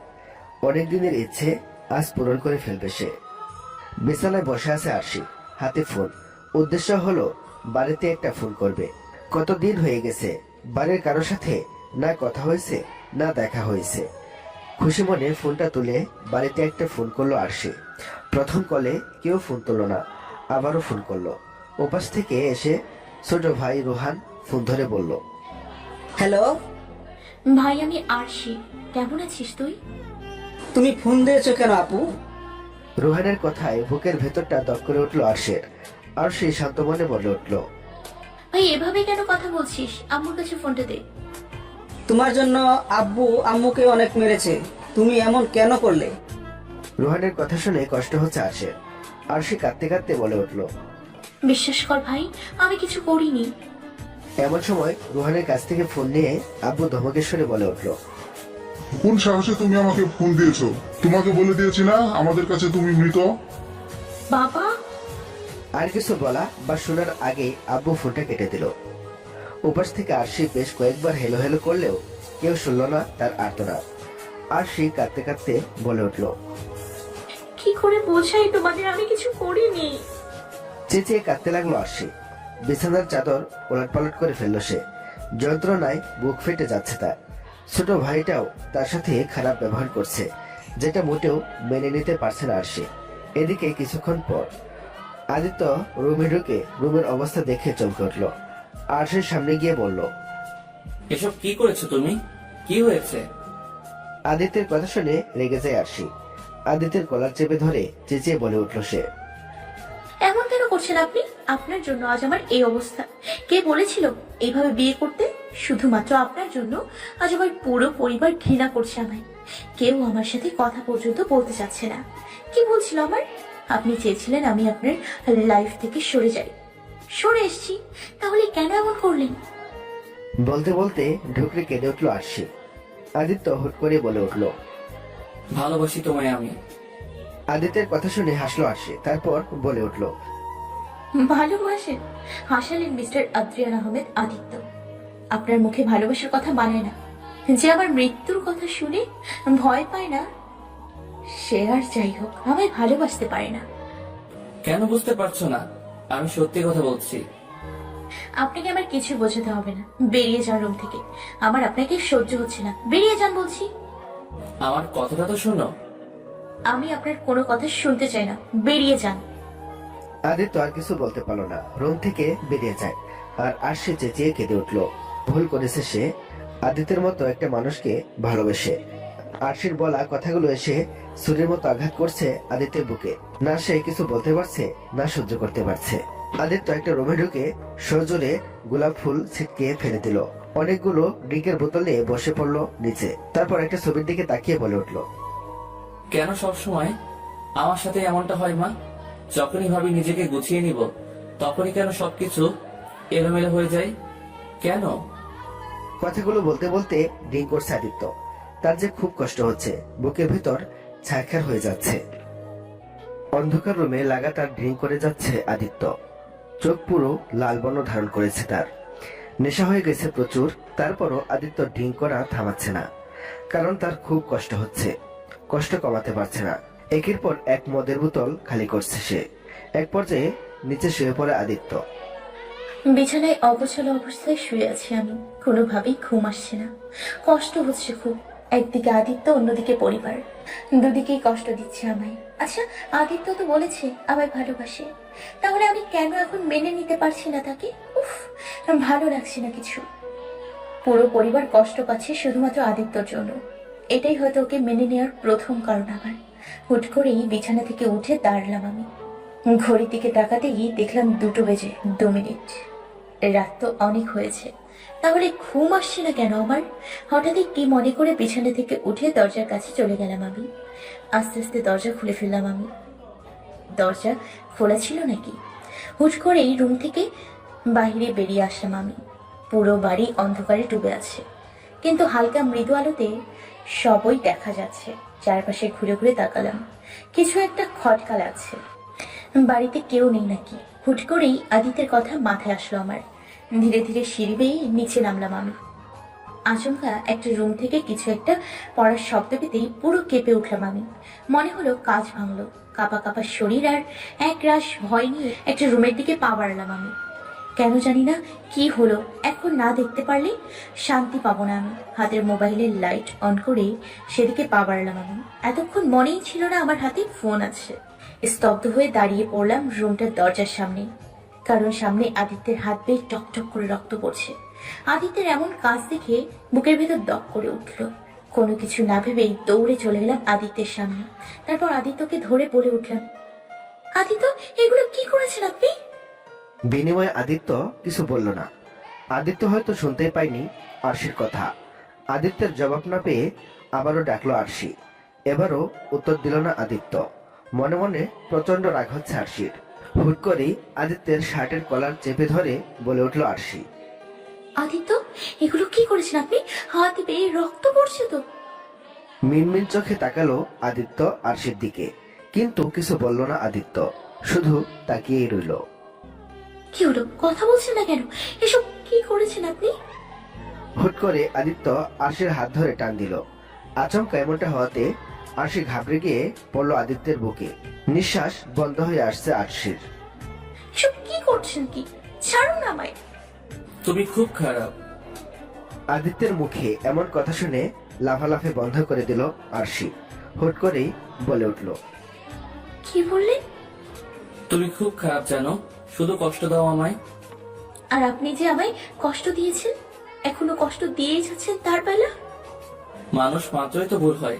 আমিও ভুল করেছি, তোমায় বুঝতে ভুল করেছি, নিজেকে বুঝতে ভুল করেছি। আমি জানি ওইভাবে বিয়ে করা উচিত হয়নি তোমায়, কিন্তু কি করতাম আমি? ওইভাবে বিয়ে না করলে সারা জীবনের জন্যই যে তোমায় হারিয়ে ফেলতাম আমি। আর তোমায় ছাড়া থাকা যে খুব কষ্টের, আমি আর নিতে পারছি না। বিশ্বাস করো, সেই ছোটবেলা থেকে কষ্ট নিতে নিতে বড় হয়েছি আমি। সেই ছোটবেলায় বাবা মা মারা যায় আমার, সেই থেকে কষ্ট করতে করতে আজ আমি এমন হয়ে গেছি, এতটা কঠোর হয়ে গেছি, এই হাত দিয়ে কম মানুষ পারিনি আমি। তুমি যখন সাথে ছিলে তখন তো বুঝতে পারিনি কখন তোমার ওইসব পাগলিগুলোকে ভালোবেসে ফেলেছি আমি। যখন বুঝতে পারলাম তখন যে খুব দেরি হয়ে গেছে। তাই তো ওইভাবে প্লিজ আর কষ্ট দিও না আমায়। আমার যে তোমার অবহেলাগুলো আর নিতে পারছি না, আমার ভিতরটা জ্বলে পুড়ে ছারখার হয়ে যাচ্ছে। একসাথে কথাগুলো বলে কেঁদে উঠল আদিত্য। এদিকে আরশি আদিত্যের মুখে এসব কথা শুনে কি বলবে বুঝতে পারছে না। আরশিরও অনেক কষ্ট হচ্ছে। হুট করে আদিত্য শক্ত করে জড়িয়ে ধরলো আরশিকে। তারপর বলে উঠল, প্লিজ আমায় ছেড়ে যেও না। সবাই চলে গেছে আমায় একা করে দিয়ে, আমার মা, আমার বাবা, সবাই। প্লিজ তুমি যেও না। তুমি চলে গেলে আমি সত্যি সত্যি মরে যাব। আদিত্যের কথা শুনে কলেজে কেঁপে উঠল আরশির, কিন্তু কিছু বলতে পারল না। এতটা কষ্ট পাচ্ছে আদিত্য আরশির জন্য। কিছুক্ষণ পর হঠাৎই মনে পড়ে গেল আমার আদিত্যের হাত দিয়ে রক্ত পড়ছে। এখন কি করব? আদিত্য যেভাবে ধরে আছে, আমার পক্ষে কি ওকে বাইরে নিয়ে যাওয়া সম্ভব? আবারও ডাকলাম আদিত্যকে, প্লিজ সবার আগে এখান থেকে চলুন, আপনার হাত পেয়ে রক্ত পড়ছে তো। বিনিময়ে আদিত্য কোনো জবাব দিল না। শেষমেশ কোনো উপায় না পেয়ে আদিত্যকে ধরে উঠে দাঁড়ালো আরশি। তারপর আদিত্যের হাত আরশির কাঁধে দিয়ে হাঁটা শুরু করলো। ধীরে ধীরে হাঁটতে শুরু করলো আরশি, এক হাতে মোবাইল। প্রচুর কষ্ট হচ্ছে। হঠাৎই সামনের সোফার সাথে ধাক্কা লেগে পড়ে গেলাম সোফার উপর। আমি নিচে আর উপরে আদিত্য। হায়রে, এখন কি হবে? এত বড় ছেলেকে আমার মতো এত পুচকি একটা মেয়ে কখনো নিয়ে আসতে পারে নাকি? তারপর যে হারে ড্রিঙ্কস করেছে, সমস্ত ভার তো আমার উপরেই দিয়ে দিয়েছে মনে হয়। আস্তে আস্তে আদিত্যকে ছাড়িয়ে উঠে দাঁড়িয়ে জোরে জোরে শ্বাস ফেলতে শুরু করলাম আমি। আমার পক্ষে একে উপরে নিয়ে যাওয়া কোনোভাবেই সম্ভব নয়। আদিত্যকে সোফায় রেখে আগে রুমটায় আলো জ্বালাতে হবে। তার জন্য সবার আগে লাইট অন করে ভাবতে ভাবতেই পুরো রুমে তাকিয়ে সুইচ দেখতে লাগলাম। কিছুক্ষণের মধ্যে পেয়েও গেলাম। সুইচের টিপ দিতেই পুরো রুম আলোকিত হয়ে গেল। ড্রয়ার থেকে স্যাভলন আর ব্যান্ডেজ নিয়ে আসলাম। আদিত্যের সামনে গিয়ে আদিত্যের হাত পরিষ্কার করে দিতে লাগলাম আমি। সূর্যের ফুরফুরে আলোতে ঘুম ভাঙলো আদিত্যের। মাথাটা অসম্ভব বার হয়ে আছে তার। ধীরে ধীরে উঠে বসতে নিল সে। আচমকা হাত আটকে যায় তার। সামনে ঘুরে তাকিয়ে আরশিকে দেখে অবাক হয়। পরক্ষণে আরশির মায়াবী মুখ দেখে ঠোঁটে মুচকি হাসি ফুটে ওঠে তার। আদিত্যের হাত ধরেই বসে ঘুমিয়ে পড়ে আরশি। আনমনে আদিত্যের হাত চলে যায় আরশির কপালে থাকা চুলের দিকে। হাত দিয়ে সরিয়ে কানের পাশে গুছিয়ে রাখলো আদিত্য। আদিত্যের হাতের স্পর্শে হালকা নড়ে উঠল আরশি। আরশিকে নড়তে দেখে আদিত্য চোখ বন্ধ করে আবার শুয়ে পড়ল। হুট করেই ঘুম ভেঙে গেল আরশির। আরশি চোখ মেলে দেখলো এখনো আদিত্য ঘুমোচ্ছে। আর মনে ওঠে দাঁড়ালো আরশি। আদিত্যের কপালে হাত দিতেই আদিত্য চোখ মেলে তাকালো। আচমকা এমনটা হওয়াতে কিছুটা ঘাবড়ে গেল আরশি। কোনো কিছু না বলে সরে আসতে দিল আরশি। সাথে সাথে আদিত্য উঠে বসে বলল, আদিত্য বলল, আমাকে ভালোবাসো? সকাল সকাল আদিত্যের মুখে এমন কথা শুনে অবাক হলো আরশি। তারপর বলে উঠল, না বাসি না, আপনাকে ভালোবেসে আমার কি লাভ বলুন? বলেই হনহন করে চলে গেল আরশি। এদিকে আদিত্য মনে মনে হাসলো। তারপর বলে উঠল, আমি জানি তুমি আমায় এখনো ভালোবাসো। এখন একটু অভিমান করে আছো, ঠিক আছে, আজ থেকে তোমার অভিমান ভাঙানোর দায়িত্ব নিলাম আমি। রাতে বিছানায় বসে আছে আরশি। এমন সময় হুট করে আদিত্য রুমে এসে কোলে তুলে নিল আরশিকে। আদিত্যের এমন কাজে অবাক হলো আরশি। ঘাবড়ে গিয়ে আদিত্যের শার্টের হাতা খামচে ধরে বলল, কোথায় নিয়ে যাচ্ছেন আমায়? বিনিময়ে আদিত্য কিছু বলল না, কোলে নিয়েই হাঁটা শুরু করলো। আর আরশি অবাক চোখে তাকিয়ে রইল আদিত্যের দিকে। আদিত্য কোলে করে এনে গাড়িতে বসিয়ে দিল আরশিকে। তারপর নিজের ড্রাইভারের সিটে বসে গাড়ি চালাতে শুরু করলো। বেশ কিছুক্ষণ পর আদিত্য গাড়ি থামিয়ে দিল। তারপর আরশির হাত ধরে বলল, চলো। হ্যাঁ না কিছু বলার আগেই আদিত্য আরশির হাত ধরে হাঁটতে শুরু করলো। কিছু দূর হাঁটতেই একটা আইসক্রিমের দোকানের সামনে দাঁড়ালো। তারপর বলে উঠল, আইসক্রিম খাবে? আদিত্যের কথা শুনে মুখ ঘুরিয়ে নিল আরশি। আদিত্য কিছু না বলেই দুটো আইসক্রিম নিয়ে আসলো। তারপর আরশির হাতে আইসক্রিম দিয়ে ধমক দিয়ে বলল, খাও। আদিত্যের ধমক শুনে পুরো কেঁপে উঠলাম আমি। বাবা গো, মনে হয় পুরো চটে আছে। ভয়ে আদিত্যের হাত থেকে আইসক্রিম নিয়ে নিলাম আমি। তারপর আইসক্রিম খেতে শুরু করলাম। আদিত্য আমার কাণ্ড দেখে হাসলো। তারপর আমার হাত ধরে হাঁটতে শুরু করলো। তার কাজের রীতিমতো অবাক আমি। কিছুটা আগের আমির মতো বিহেভ করছে সে। জ্যোৎস্না ভরা রাত, আকাশে কয়েক শত তারা ঝলমল করছে, তার সাথে ফুরফুরে বাতাস, সব মিলিয়ে একটা অসম্ভব সুন্দর একটা পরিবেশ। আর এমন পরিবেশ দিয়ে আমার হাত ধরে হাঁটছে আদিত্য। ওপরে ওপরে রেগে থাকলেও ভেতর থেকে অসম্ভব খুশি আমি। এমন সময় সামনে কিছুটা দূরে ফুচকার দোকান দেখতে পেলাম, কিন্তু সেটা আদিত্যকে কিভাবে বলবো। দোকানের ফুচকার দিকে তাকাতেই ঠোঁট বাইরে বেরিয়ে আসলো আমার। ধুর, রেগে থাকলেই এক ঝামেলা, না যায় কিছু বলা, না যায় কিছু করা। আমরা ফুচকাওয়ালার দোকান পার হয়ে চলে যাচ্ছি। ধুর, ভাল লাগে না। কিছুটা দূরে যেতেই হঠাৎই আদিত্য দাঁড়িয়ে পড়ল। তার কাজে অবাক আরশি। হঠাৎই আদিত্য বলে উঠল, ফুচকা খেতে ইচ্ছে করছে, এটা বললেই তো হয়। বুঝলো কিভাবে? যেভাবে তাকিয়েছিলে যে কেউ বুঝে যেত। ওভাবে তাকানোর মতো কিছু বলিনি, চলো তাড়াতাড়ি। এই বলে আদিত্য আবার আরশির হাত ধরে উল্টো দিকে হাঁটা ধরলো। আরশি আদিত্যের কাজে মনে মনে চরম খুশি হয়েছে। আদিত্য আরশির হাত ধরে ফুচকাওয়ালার দোকানের সামনে নিয়ে গেল। তারপর আরশি 3 প্লেট ফুচকা খেলো। আর আদিত্য শুধু আরশির মুখের দিকে তাকিয়েছিল। পরের দিন বিকেলে ফুরফুরে আলোকিত সুন্দর একটা পরিবেশে ব্রিজের উপর দিয়ে গাড়ি ড্রাইভ করছিল আদিত্য। হঠাৎ এসে গাড়ি থামিয়ে দিল। তারপর আমার হাত ধরে নিয়ে গেল ব্রিজের নিচে। অসম্ভব সুন্দর আর মনোমুগ্ধকর পরিবেশ। আদিত্য আমার হাত ধরে নদীর কিনারায় চলে গেল। তারপর বলল, নৌকায় উঠবে? আরশি কোনো উত্তর দিল না। আদিত্য আর কিছু না বলে আরশির হাত ধরে উঠে পড়ল নৌকায়। নদীর ঢেউয়ের শব্দ আর আশেপাশের গাছপালা দিয়ে ঘেরা একটি জায়গা। মুহূর্তগুলো খুবই সুন্দর। হঠাৎই আদিত্য বলে উঠল, আমি জানি তুমি এখন আমায় খুব ভালোবাসো, শুধু তোমার অভিমানের দেয়ালটা একটু ভারী, তাই বলছো না। ঠিক আছে, কোনো ব্যাপার না, তোমায় কিছু বলতে হবে না। শুধু কখনো ছেড়ে যেও না আমায়।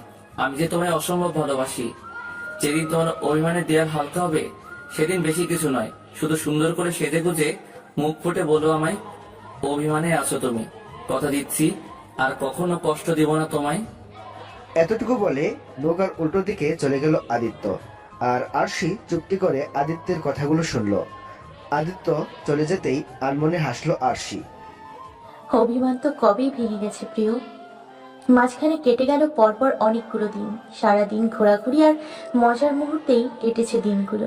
এই কয়েকদিনে বেশ কয়েকটা জায়গায় ঘুরেছি আমরা। দিনের বেলা নদীর কিনারের ঢেউয়ের হাতছানি, আর রাতের বেলা আকাশে জ্বলজ্বল করে তারা, চাঁদের সংমিশ্রণে করা হাসি। সব মুহূর্তগুলোই একদম হৃদয়ে গাঁথা থাকবে। সকালে ফুরফুরে আলোতে ঘুম ভাঙলো আমার। পাশেই আদিত্য এখনো ঘুমিয়ে আছে। আনমনে হাসলাম আমি। আদিত্য অনেক বদলে গেছে। সত্যি খুব সুন্দর ছিল বিগত দিনগুলি। আনমনেই আমার হাত চলে গেল আদিত্যের কপালে। অসম্ভব সুন্দর লাগছে তাকে। কপালের সাথে আটকে থাকা চুলগুলি অসম্ভব মানিয়েছে তাকে। ছেলেদের এত সুন্দর হলে চলে নাকি? আনমনে হাসলাম আমি। তারপর বিছানা থেকে উঠে সোজা চলে গেলাম ওয়াশরুমে। আজকে খুব খুশি লাগছে। ওয়াশরুম থেকে বের হতেই দেখলাম আদিত্য উঠে গেছে। কিছু না বলে রুম থেকে বেরিয়ে গেলাম আমি। ব্রেকফাস্ট শেষ করে আদিত্য চলে গেল তার কাজে, আর আরশি সারাদিন শুধু ঘরে থাকে, বিকেলে ঘুরতে বের হয়। আরশি আজকে ভেবে রেখেছে আদিত্যের সাথে আর রাগারাগি করবে না। আজকে বাড়ি ফিরলে সব রাগ অভিমান ভেঙে নতুন করে সব শুরু করবে তারা। তারপর পরিবারের সাথেও আবার সব ঠিক করে নেবে। আমি জানি আব্বুকে সব বুঝিয়ে বললে ঠিক আমাদের মেনে নেবে। আজকে খুব সুন্দর করে সেজে গুজে আদিত্যর সামনে দাঁড়িয়ে বলে উঠবো, অভিমানী আছো তুমি। আর আমার সেই অভিমানের দেয়াল ভেঙে নতুন করে তৈরি করব আদিত্য আর সেই নতুন জীবন। আর থাকবে না কোনো কষ্ট, আর থাকবে না কোনো যন্ত্রণা। আজকে আদিত্য তোমায় বলে দিব, তোমায় যে খুব ভালোবাসি। এসব ভাবতে ভাবতে আনমনে হেসে উঠল আরশি। তারপর সিঁড়ি বেয়ে উপরে চলে আসলো। দুপুর 2টা। আরশি শাওয়ার নিয়ে এসেছে অনেকক্ষণ হলো। আজকে একটা রেড কালারের কাতান শাড়ি পরেছে আরশি। মুঠো ভর্তি লাল কাচের চুড়ি, চুলগুলো খোলা, সাথে চোখে কাজল আর হালকা মেকআপ। ঘড়ির কাঁটায় দুপুর 2:02। আর কিছুক্ষণের মধ্যেই আদিত্য চলে আসবে। আজকে অনেক বড় সারপ্রাইজ দিব তোমায়। মাই কিউট জামাই, ভাবতেই খুশি খুশি লাগছে আমার। মাঝখানে পার হয়ে গেল অনেকটা সময়। ঘড়ির কাঁটায় 3টে বেজে গেছে, কিন্তু আদিত্যের আসার নামগন্ধ নেই। একরাশ টেনশন মাখা মুখ নিয়ে রুমের মধ্যে পায়চারি করছে আরশি। হঠাৎ কেমন একটা অনুভব হলো আরশির। আচমকা এমনটা হওয়ার কারণ বুঝলো না। ধুর, আদিত্যের কিচ্ছু হয়নি, হয়তো কোনো কাজে আটকে পড়েছে, এক্ষুনি চলে আসবে। এসব বলে আরশি নিজেকে সান্ত্বনা দিচ্ছে, কিন্তু মনটা অস্থির হয়ে আছে। টেনশনে কেটে গেল আরো 1 ঘন্টা। এখন পুরোই অবস্থা খারাপ হয়ে যাচ্ছে। এতটা দেরি হচ্ছে কেন? কি করব কিছুই বুঝতে পারছি না। অস্থিরতা কাজ করছে ভীষণ। বুকের ভিতর ভয় ভয় লাগছে। আচমকা ফোনের শব্দে আমি পুরো কেঁপে উঠলাম। কাঁপা কাঁপা হাতে ফোনটা তুলে নিলাম। ওপরে আদিত্যর নাম দেখে একটু রেগে বলে উঠলাম, এত সময় লাগছে কেন বাড়ি ফিরতে? আর বাড়ি না এসে ফোন কেন দিচ্ছ? আর কিছু বলার আগে ওপাশ থেকে একটা অচেনা লোক বলে উঠলো। ফোন ধরতেই ওপাশ থেকে লোকটি বলল, আদিত্য অ্যাক্সিডেন্ট করেছে। লোকটির কথা শুনে আরশি স্তব্ধ হয়ে গেল। মুহূর্তের মধ্যেই লোকটার কথা শুনে মনে হলো আরশির পায়ের নিচ থেকে মাটি সরে গেছে। না না, এটা হতে পারে না। আদিত্য! চেঁচিয়ে কেঁদে উঠলো আরশি। কিছুতেই কিছু মেনে নিতে পারছি না আমি তো ঠিকই মেনে নিতে চেয়েছিলাম, তাহলে এটা কি হলো? আর ভাবতে পারছি না আমি। দ্রুত গতিতে হসপিটালে যেতে হবে আমার। তারপর আরশি দৌড়ে হসপিটালে চলে গেল। হসপিটালের করিডোর দিয়ে দৌড়াচ্ছে আরশি। বুকের ভিতর অসম্ভব যন্ত্রণা হচ্ছে। আরশির বারবার মনে হচ্ছে আদিত্যর কিছু হয়ে গেলে সে কি করে বাঁচবে। চোখের পানি যেন থামছেই না। হসপিটালের বেডে ঢুকতেই কলিজা কেঁপে উঠল আমার। পুরো মুখে ব্যান্ডেজ। আদিত্যের সারা শরীরের অবস্থা খুব খারাপ, যা দেখে রীতিমতো অবস্থা খারাপ হয়ে গেল আমার। আমি দৌড়ে আদিত্যের হাত ধরে কেঁদে উঠে বললাম, এসব কি করে হয়ে গেল আদিত্য? আমি তো এমন কিছু চাইনি। এমনটা কেন হলো আদিত্য? আমি তো ভেবেছিলাম আজ তোমার সাথে সব অভিমান ভেঙে দিয়ে নতুন করে সব শুরু করব। তাহলে এটা কি হয়ে গেল? বলতে বলতে কেঁদে উঠল আরশি। হসপিটালের বেডে শুয়ে আছে আদিত্য। মাথায় আর পায়ে অসম্ভব আঘাত পেয়েছে সে। কি করে কি হলো সে যেন কিছুই বুঝতে পারলো না। এমনটা নয় যে সে রাস্তার মাঝখান দিয়ে ড্রাইভ করছিল। হুট করে একটা ট্রাক এসে পিছন থেকে ধাক্কা দিয়েছিল। ভাগ্য ভালো ছিল, খুব একটা ক্ষতি হয়নি তার, শুধু পায়ে বেশি আঘাত পেয়েছে আর মাথায়। এমন সময় হতভম্ব হয়ে দৌড়ে এসে তাকে জড়িয়ে ধরলো আরশি। আচমকা কেমনটা হওয়াতে আদিত্য পুরো ঘাবড়ে গেল। পরক্ষণেই নিজেকে সামলে নিল সে। আরশি কেঁদে বলে উঠল, 2 মিনিটের জন্য আমার জানটা বেরিয়ে যাচ্ছিল, আর তুই এখানে আরামে শুয়ে আছিস। আরশির কথা শুনে আদিত্য অবাক হয়ে বলল, কি? কি মানে? কিছুক্ষণ আগে ভুল পেশেন্টের কাছে গিয়ে কান্নাকাটি করেছিলাম আমি। আরশির কথা শুনে আদিত্য হাসবে না কাঁদবে বুঝতে পারছে না। এবার তাহলে ফ্ল্যাশব্যাকে যাওয়া যাক।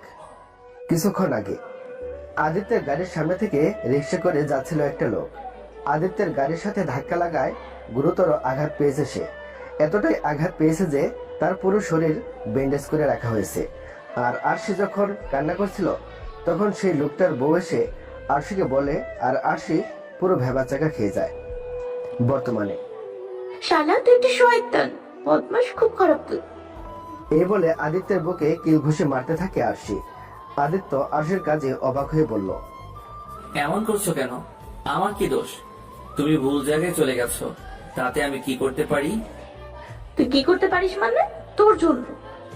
খুব ভয় পেয়েছিলে বুঝি? ভয় পাবো না? আমার নিঃশ্বাস বন্ধ হয়ে যাচ্ছিল। এত ভালোবাসো আমায়? না, আমি কাউকে ভালোবাসি না। এমন সময় রুমে ঢুকলো ডাক্তার। তাকে দেখে চোখ মুছে রুম থেকে বেরিয়ে গেল আরশি। ডাক্তার হালকা হেসে বলল আদিত্যকে। বউ তোমার? হাসলো আদিত্য। তার মাথা নাড়িয়ে বলে উঠল সে, হুম। খুব ভাগ্যবান তুমি, তোমায় খুব ভালোবাসি। আদিত্য ডাক্তারের কথা শুনে অবাক হয়ে বলল। আপনি কি করে বুঝলেন? ডাক্তার হালকা হেসে বলল, কিছুক্ষণ আগে তোমায় মনে করে অন্য একটা পেশেন্ট ধরে অনেক কান্না করলো আর বলছিল তোমায় খুব ভালোবাসি, তাই আর কি। আদিত্য ডাক্তারের কথা শুনে হালকা হাসলো, তারপর বলে উঠল, হুম, খুব ভালোবাসে আমায়। তারপর ডাক্তার কিছুক্ষণ আদিত্যকে দেখতে লাগলো, তারপর বলে উঠল, আজকে খুব জোর বেঁচে গেছো তুমি, কিন্তু অ্যাক্সিডেন্টটা কি করে করলে? আমি নিজেও জানি না। আমি তো খুব সুন্দরভাবে ড্রাইভ করছিলাম, রাস্তায় তেমন জ্যামও ছিল না। হঠাৎ কোথা থেকে একটা ট্রাক এসে ধাক্কা দিল। বিনিময়ে ডাক্তার আর কিছু বলল না, আদিত্যকে দেখে চলে যেতে নিল। এমন সময় দরজার সামনে দাঁড়িয়ে আরশি বলে উঠল, আমি কি ওনাকে বাসায় নিয়ে যেতে পারি? আজকে দিনটা থাকো, কালকে সকালে নিয়ে যেতে পারবে। তবে হ্যাঁ, অনেক সেবা যত্ন করতে হবে কিন্তু। ওটা নিয়ে বেশি ভাববেন না ডক্টর, ওর কোনো অসুবিধা হবে না। ডাক্তার হালকা হেসে বলল। আমি জানি। তারপর ডাক্তার চলে গেল। রাত 10টা। আরশি আদিত্যকে খাবার খাইয়ে দিচ্ছে, আর আদিত্য নিশ্চুপভাবে খাচ্ছে। এমন সময় রেগে বলে উঠল আরশি, চোখ কি পেছনে নিয়ে গাড়ি চালাচ্ছিলেন যে অ্যাক্সিডেন্ট হয়ে গেল? কয়েক ঘন্টা আগে তুই, আর এখন সোজা আপনিতে চলে গেছো। যেটা বলেছি সেটার উত্তর দিন আগে। জানি না কিভাবে কি হলো, হঠাৎ পিছন দিক থেকে একটা ট্রাক এসে ধাক্কা দিল। শত্রুতা ছিল নাকি ট্রাকের সাথে? সেটা কি করে বলবো? তাহলে কি বলতে পারেন? আরে রেগে যাচ্ছ কেন? আমি তো সত্যি কথাই বলেছি। হয়েছে, আর কিছু বলতে হবে না। খাওয়ানো শেষ, এখন ওষুধ খেয়ে ঘুমিয়ে পড়ুন। ঠিক আছে। আচ্ছা, একটা কথা বলবো। বাহিরে বের হতে গিয়েও দাঁড়িয়ে পড়ল আরশি। তারপর পেছন ঘুরে বলে উঠল, বলুন। শাড়িতে কিন্তু তোমায় খুব সুন্দর লাগছে, তা হঠাৎ শাড়ি পরেছিলে কেন? এতক্ষণ পর মনে পড়লো আমি আদিত্যের জন্য সেজেছিলাম। যাক, কোনো ব্যাপার না, আদিত্য সুস্থ হলে বলবো। এসব ভেবে আদিত্যকে বলে উঠলাম, আমি এমনি পড়েছিলাম। এতটুকু বলে হনহন করে চলে গেল আরশি। এদিকে আদিত্য আর কিছু না ভেবে চুপচাপ শুয়ে পড়ল। ভোরের আলোতে ঘুম ভাঙলো আদিত্যের। রুমের জানালা ভেদ করে আলো আসছে তাদের রুমে। একটু পাশ ঘুরতেই আরশিকে শুয়ে থাকতে দেখে হালকা হাসলো আদিত্য। তারপর তার হাত দিয়ে আরশির কপালের চুলগুলো সরিয়ে দিল। এক দৃষ্টিতে তাকিয়ে আছে আদিত্য আরশির দিকে। মায়াবী ফেস, চোখের কাজল লেপটে গেছে, চুলগুলো এলোমেলো ভাবে উঠছে। এই মুহূর্তে আরশি অগোছালো থাকলেও আদিত্যের কাছে তাকে অসম্ভব সুন্দর লাগছে। আসলে কাউকে ভালো লাগলে সে যেভাবেই থাকুক না কেন সবসময় ভালো লাগে তাকে, যেমনটা আদিত্যের কাছে আরশিকে লাগছে। হালকা নড়ে উঠল আরশি, কারণ সকালে রোদ এসে পড়েছে আরশির মুখে। আদিত্য তার বাম হাতটা একটু উপরে রাখলো, যার ফলে আরশির মুখে এসে পড়ল আদিত্যের হাতের ছায়া। হালকা ছায়া পড়তেই আরশি আরাম করে আবার ঘুমিয়ে পড়ল। ঘড়িতে সকাল 10টা বেজে 30 মিনিট। আদিত্যকে বাড়ি নিয়ে যাওয়া হবে এখন। আদিত্যের খবর শুনে তার বন্ধুরা বেশ কয়েকবার এসেছে তাকে দেখতে, এখন আবার আসবে আদিত্যকে নিয়ে যেতে। হসপিটালের সব বিল মিটিয়ে আদিত্যকে নিয়ে বসানো হলো গাড়িতে। তার সাথে বসেছে আরশি, আর গাড়ি ড্রাইভ করছে রাশেদ। আদিত্যের পিছনে আছে আরো 2-3টি গাড়ি। সবাই আদিত্যের অ্যাক্সিডেন্ট নিয়ে চিন্তিত। সবাই ভাবছে হুট করে কি করে এমনটা হলো। বেশ কতক্ষণ পর আদিত্যের গাড়ি এসে থামলো আদিত্যের বাড়ির সামনে। আদিত্য পায়ে ব্যথা থাকায় আরশি আর রাশেদ ধরে নিয়ে যাচ্ছে আদিত্যকে। আদিত্যকে নিয়ে বসানো হলো সোফায়। তারপর আদিত্যের সাথে কিছুক্ষণ কথা বলে চলে যায় রাশেদ। রাত 8টা। সারাদিন সোফায় থাকলেও এখন আদিত্যকে রুমে নিয়ে গিয়ে শুয়ে দিতে হবে। কিন্তু কথা হলো, আমি একা কি করে নিয়ে যাব আদিত্যকে, তাও সিঁড়ি বেয়ে উপরে? ধুর, তখন একসাথে রাশেদকে দিয়ে উপরে উঠিয়ে নিয়ে গেলেই ভালো হতো। এদিকে আদিত্য আরশির ভাবনা দেখে বলল, এতে ভাবার কি আছে, আমায় কোলে করে নিয়ে চলো। আরশি অবাক হয়ে তাকিয়ে রইল আদিত্যের দিকে। আরশিকে এভাবে তাকিয়ে থাকতে দেখে হাসলো আদিত্য। তারপর বলে উঠল, মজা করছিলাম। আপনি রাশেদ ভাইকে ফোন করে আসতে বলুন। ও এখন আসতে পারবে না। এমন সময় দরজার সামনে দাঁড়িয়েছিল রাশেদ। আদিত্যের কথা শুনে দাঁড়িয়ে পড়ল সে। আদিত্যের কথা শুনে অবাক হয়ে বলল আরশি, কেন? ও ওর গার্লফ্রেন্ডের সাথে বিজি আছে। ওদিকে রাশেদ আদিত্যের কথা শুনে কি করবে বুঝতে পারছে না। আদিত্য হাতের ইশারায় রাশেদকে যেতে বলল। রাশেদ হালকা হেসে চলে যায়। হয়তো রাশেদ বুঝতে পেরেছে আদিত্য কি করতে চাচ্ছে। কি, রাশেদ ভাইয়ের গার্লফ্রেন্ড আছে? আছে তো। ও, তাহলে কি করে নিয়ে যাবো আপনাকে উপরে? আরে কিছু হবে না, আমায় ধরো আর চলো। কিছুক্ষণ ভেবে বলে উঠল আরশি, ঠিক আছে। আমাকে দেয়ালের সাথে চেপে ধরে দাঁড়িয়ে আছে আদিত্য, আর আমি একদম অপ্রস্তুত অবস্থায় তাকিয়ে আছি আদিত্যের দিকে। আদিত্যকে রুমে নিয়ে আসতে গিয়ে এমন একটা পরিস্থিতিতে পড়তে হবে বুঝতেই পারিনি, তবে এই পরিস্থিতি তৈরির জন্য আমি নিজেই দায়ী। কিছুক্ষণ আগে আদিত্যকে ধরে সিঁড়ি বেয়ে উপরে নিয়ে আসতে আসতে রুমে ঢুকতে আরশি নিজের পায়ে পেঁচিয়ে পড়ে যেতে নিলে সাথে সাথে আদিত্য আরশিকে ধরে দেয়ালের সাথে চেপে ধরল। আচমকা এমনটা হওয়াতে পুরোটাই ঘাবড়ে গেল আরশি। সাথে সাথে আরশিও আদিত্যকে ধরে নিয়েছে। বর্তমানে আদিত্য আরশিকে ধরে আছে। আদিত্যের ভারী নিঃশ্বাস এসে পড়ছে আমার মুখে, বুকের ভেতর দক দক করছে। হঠাৎ করে এতটা কাছে আসায় পুরো অপ্রস্তুত হয়ে পড়েছি। আদিত্য আমার মুখের দিকে তাকিয়ে বলে উঠল, তোমার ঠোঁটের মিষ্টি হাসি আমার প্রিয় সখী। হুট করে আদিত্যের মুখে এমন কথা শুনে হকচকে উঠল আরশি। কোনো কিছু না বলেই আদিত্যকে সারিয়ে বসিয়ে দিল বিছানায়। আদিত্য আরশির কাজে কিছু বলল না, চুপ করে রইল। আদিত্যের নিষ্ঠুরতা বলে দিচ্ছে সে অভিমান করেছে। মাঝখানে কেটে গেল পুরো 2 মাস 10 দিন। এখন একদম আগের মতো সুস্থ হয়ে গেছে আদিত্য। এই 1 মাস 10 দিনে বদলে গেছে অনেক কিছু। আরশি হয়তো বলেনি আদিত্যকে সে ভালোবাসে, কিন্তু রাগ করে আর কথা বলেনি। বলতে গেলে সবকিছু স্বাভাবিক হয়ে গেছে আদিত্য আর আরশির মধ্যে। শুধু আরশি মুখে প্রকাশ করেনি এখনো সে আদিত্যকে ভালোবাসে। সন্ধ্যার প্রহরের আলো, সূর্যের রক্ত লাল করা আলোকিত সন্ধ্যায় বিছানায় বসে আছি। মনের ভেতর এক অদ্ভুত শিহরণ বয়ে চলেছে। আদিত্যের সাথে স্বাভাবিকভাবে হলেও কোথাও কিচ্ছু ঠিক নেই। মনের ভেতর শূন্যতা, ভালোবাসার শূন্যতা। কিন্তু পরিবারের বাকিটা আদিত্যের। কবে সব ঠিক হবে ভেবে দীর্ঘশ্বাস ফেললাম। এমন সময় রুমে আসলো আদিত্য। আমার মনমরা হয়ে বসে থাকতে দেখে বলে উঠল, মন ভালো নেই? আচমকা কারো মুখে এমন কথা শুনে সামনে তাকালো আরশি। আদিত্যকে দেখে বলে উঠল, না, তেমন কিছু নয়। হুট করে আদিত্য আরশির হাত ধরে বলল, চলো। আরশি অবাক চোখে তাকিয়ে বলে উঠল আদিত্যকে, কোথায় যাব? আরে চলোই না, গেলেই দেখতে পারবে। এ বলে কিছু ব্যাগ আরশির হাতে গুছিয়ে দিয়ে বলল আদিত্য, এগুলো সব পড়ে ফেলো, তোমার জন্য এনেছি। এগুলো পরেই বের হবে তুমি। আদিত্য বের হতেই ব্যাগটা খুললাম। অসম্ভব সুন্দর রেড কালারের একটা জর্জেটের চুড়িদার, অসম্ভব সুন্দর, সাথে হালকা কিছু গহনাপত্র। আর তার সাথে ছোট্ট একটা চিরকুট। মুচকি হেসে চিরকুটটা হাতে নিলাম আমি। চিরকুট খুলতেই উপরে লেখা কিছু কথা। আমার প্রিয় ময়ূরী যান, বেশি কিছু নয়, চুলগুলো খুলে সাথে সামান্য কিছু সাজে সজ্জিত হয়ে এসো আমার কাছে।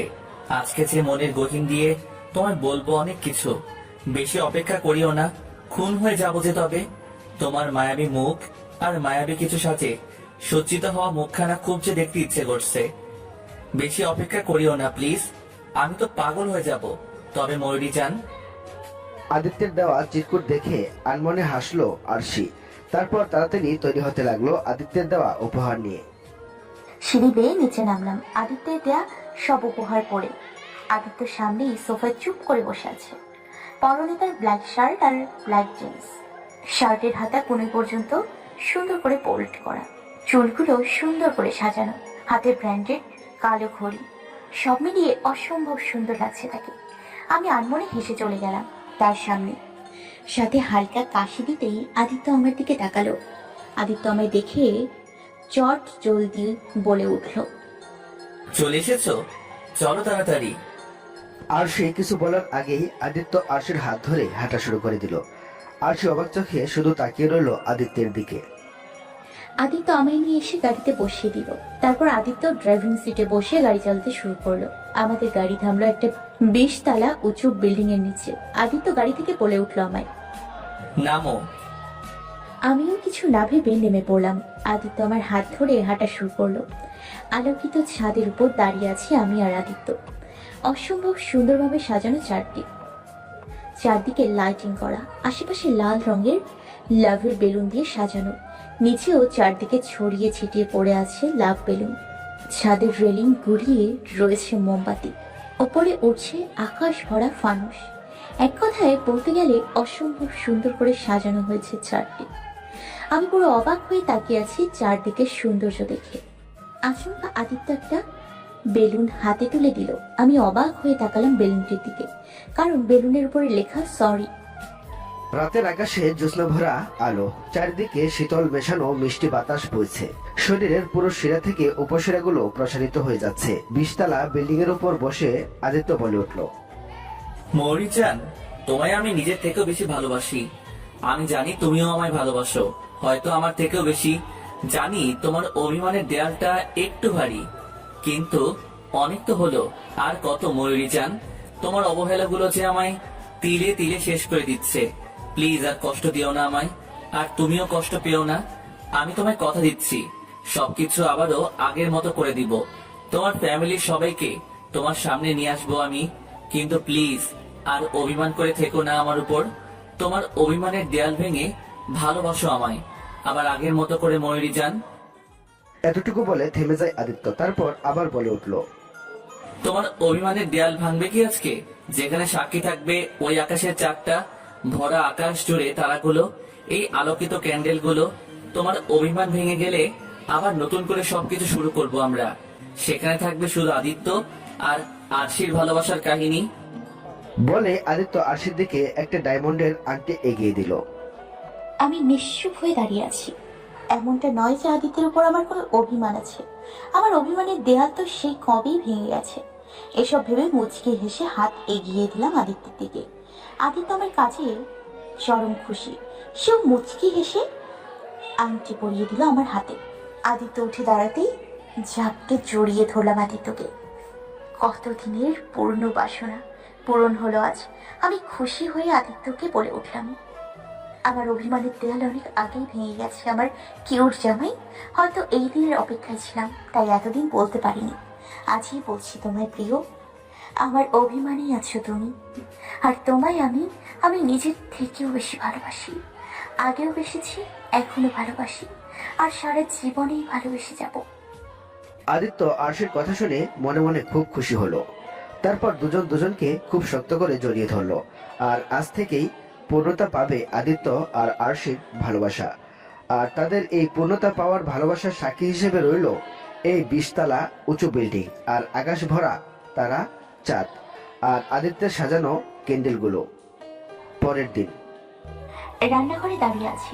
উদ্দেশ্য হচ্ছে রুটি আর আলু ভাজি রান্না করব। আজকে খুব খুশি আমি। এখন শুধু আব্বু আম্মু মেনে নিলেই সব ঠিক হয়ে যাবে। তারপর সবাই মিলে একসাথে উফ খুব মজা হবে এসব ভাবছি আর ময়দা মাখছি। এমন সময় পেছন থেকে মুখে ময়দা মেখে দিল কেউ। আচমকা এমনটা হওয়াতে আমি পুরো ঘাবড়ে গেলাম। পরক্ষণেই পেছন ঘুরে আদিত্যকে দেখে বলে উঠলাম, এটা কি হলো? কিছু একটা হলো, তোমায় একটু ভালোবাসলাম আর কি। ও, ময়দা মুখে মাখিয়ে দিয়ে ভালোবাসা, ঠিক আছে তাহলে আমিও একটু দিই। এ বলে পুরো দুহাত ভর্তি করে ময়দা নিয়ে নিল আরশি। আদিত্য তা দেখে বলে উঠল, এই না না। মই জামাই, মাখতে তো হবে, ভালোবাসতে হবে না? এই নিয়ে আমাদের দুজনের মধ্যে ছোটাছুটি শুরু হয়ে গেল। পুরো রান্নাঘরে দৌড়াদৌড়ি শুরু হয়েছে। আদিত্য আমার মুখে ময়দা মেখে দিচ্ছে, আমি আদিত্যের মুখে মেখে দিচ্ছি। রুটি আর বানানো হলো না, ময়দা দিয়ে হাডুডু খেলা শুরু হয়ে গেছে। হুট করে দৌড়াদৌড়ির মাঝখানে আদিত্য জড়িয়ে ধরলো আমায়। আচমকা এমনটা হওয়াতে আমি ভয়কে গেলাম। তারপর আরো ময়দা দিয়ে আদিত্যের চোখে মুখে পুরো ভরিয়ে দিয়েছি। এদিকে আদিত্য আরশির কাজে কোনো রিয়াকশন দিল না, শুধু নিশ্চুপভাবে তাকিয়ে আছে আরশির দিকে। আদিত্যের এমন কাজ দেখে আরশি পুরো হাবলার মতো তাকালো, তারপর বলে উঠল, কি হলো, ওইভাবে তাকিয়ে আছো কেন? তোমার চোখে যে অদ্ভুত মায়া আছে মায়াবতী। মানে? বলতে আদিত্য একটু একটু করে আরশির কাছে এগোতে লাগলো। আদিত্যের এমন কাজে অবাক হয়ে আরশি বলল, এভাবে এগোচ্ছ কেন? বিনিময়ে আদিত্য কিছু বলল না, চুপচাপ এগোতে লাগলো আরশির দিকে। এক পর্যায়ে দেয়ালের সাথে লেগে গেলাম আমি। এদিকে আদিত্যের থামার নাম নেই। এক পর্যায়ে আদিত্য অনেকটা কাছে চলে এসছে আমার। আদিত্যের নাকের নিঃশ্বাস এসে পড়ছে আমার মুখে। পুরো শরীর কেঁপে উঠলো আমার। আমি কাঁপা কাঁপা গলায় বললাম, তুমি এত কাছে কেন এলে?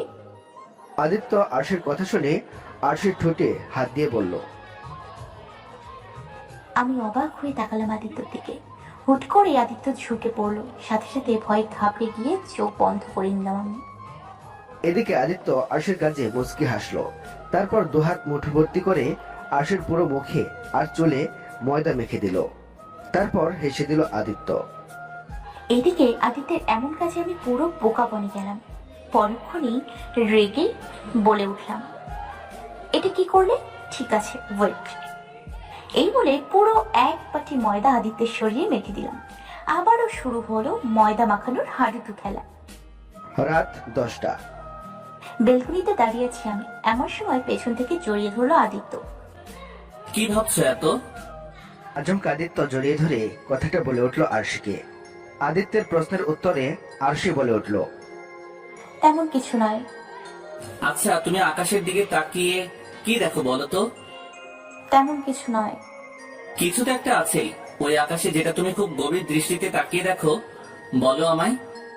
আদিত্যের কথা শুনে একটা দীর্ঘশ্বাস ফেলে বলে উঠল আরশি, তেমন কিছু নয়, শুধু শুধু আকাশের দিকে তাকিয়ে থাকতেই ভালো লাগে। তবে হ্যাঁ, কিছু একটা আছে বলতে। ওই যে আকাশে থাকা তারাগুলো আছে, তার উপরে যে আছে সে হলো আল্লাহ। আকাশের দিকে তাকিয়ে আল্লাহকে ফিল করা যায়। ছোটবেলা থেকেই অভ্যাস আমার। কখনো খুশি হলে বা কখনো কষ্ট পেলে আমি আকাশের দিকে তাকিয়ে থাকি। ভালো লাগে আমার, নিজেকে হালকা মনে হয়। ও তুমি কখনো ফিল করোনি? সত্যি বলতে আমি কখনো তোমার মতো এগুলো ভাবিনি। তা ভাববে কেন? সারাদিন শুধু ছাইপাশ গিলে কষ্টটাকে দমিয়ে রাখবে। আজ থেকে ওইসব ছাইপাশ খাওয়া বন্ধ বলে দিলাম। বলতেই আদিত্য আরশিকে শক্ত করে জড়িয়ে ধরে বলল, ঠিক আছে মায়ারানী, আচ্ছা এখন বলো তো, এই মুহূর্তে তুমি কোনটায় আছো এইটা বলো। মানে? ওই যে তুমি বললে না, তুমি খুব খুশি হলে অথবা খুব কষ্ট হলে আকাশের দিকে তাকিয়ে থাকো, তাহলে এখন কোন কারণে তাকিয়ে আছো আকাশের দিকে? সত্যি বলবো? আদিত্যের গলা জড়িয়ে ধরে বলে উঠল আরশি, একটু খুশি একটু কষ্ট, দুটো মিলেই অস্পষ্ট। মানে? মানে হলো এই মুহূর্তে দুটোই হচ্ছে আমার। খুশিও লাগছে আবার কষ্ট হচ্ছে। আরশির কথা শুনে আদিত্য আরশির গলা জড়িয়ে ধরে বলল, খুশি লাগছে কেন আর কষ্টই বা হচ্ছে কেন? খুশি লাগছে কারণ আমি আমার ভালোবাসার মানুষের সাথে আছি। তাকে এত এত ভালোবাসি আর সেও আমায় ভালোবাসে। হাসলো আদিত্য, তারপর বলে উঠল, খুশি হওয়ার কারণটা তো জানলাম, এখন কষ্ট হওয়ার কারণটা? কষ্ট যে কারণে, তা হলো আমার পরিবার। আমার আপন মানুষরা যে আমায় ঘৃণা করে প্রিয়, ছোট ভাইটাও যে আমায় ঘৃণা করে খুব। কতদিন হয়ে গেল ওদের সাথে না দেখা হয়েছে আর না কথা হয়েছে। কেমন আছে ওরা এটাও তো জানা নেই। বলতে বলতে চোখের কোণ বেয়ে দুফোঁটা পানি পড়ে গেল নিচে। আদিত্য আরশিকে শক্ত করে তার বুকে জড়িয়ে ধরে বলল, চিন্তা করো না মায়াবতী, সব ঠিক করে দিব খুব তাড়াতাড়ি। বিনিময়ে আরশি কিছু বলল না। আদিত্যের বুকে মাথা রেখে জড়িয়ে ধরল তাকে। কিছুক্ষণ পর হুট করে আদিত্য কোলে তুলে নিল আরশিকে। তারপর বিছানায় শুয়ে দিয়ে নিজেও ঘুমিয়ে পড়ল। সূর্যের ফুরফুরে আলোতে ঘুম ভাঙলো আমার। পাশে আদিত্যকে না দেখে অবাক হলাম। ঘড়ির কাঁটায় 7টা বাজে। এত তাড়াতাড়ি আদিত্য গেল কোথায়? বেশি কিছু না ভেবে বিছানা থেকে উঠে বসলো আরশি। চারদিকে তাকিয়ে বিছানা থেকে নেমে সোজা ওয়াশরুমে চলে গেল। আরশির বাড়িতে ঢুকে বিভিন্ন ধরনের খাবার নিয়ে ঢুকছে আদিত্যের লোকেরা। তাদের এমন কাজে আরশির আম্মি আর তার ছোট ভাই দুজনেই অবাক হলো। এমন সময় সিঁড়ি বেয়ে নিচে নামছিল আরশির বাবা। এত লোককে একসাথে ঢুকতে দেখে অবাক হয়ে বলল সে, এসব কি হচ্ছে? আর তোমরা কারা? এগুলো নিয়ে কোথায় যাচ্ছ? বিনিময়ে লোকগুলো কোনো উত্তর না দিয়ে তাদের মতো তারা তাদের কাজ করতে লাগলো। এদিকে আরশির বাবা রেগে মেগে বলে উঠল, কি হলো, তোমরা কথা বলছো না কেন? কে পাঠিয়েছে এগুলো? এমন সময় দরজার সামনে দাঁড়িয়ে থেকে আদিত্য বলে উঠল, চাপ নিবেন না শ্বশুর মশাই, এগুলো আমি নিয়ে এসেছি। বলতে বলতে সোফায় বসে পড়লো আদিত্য।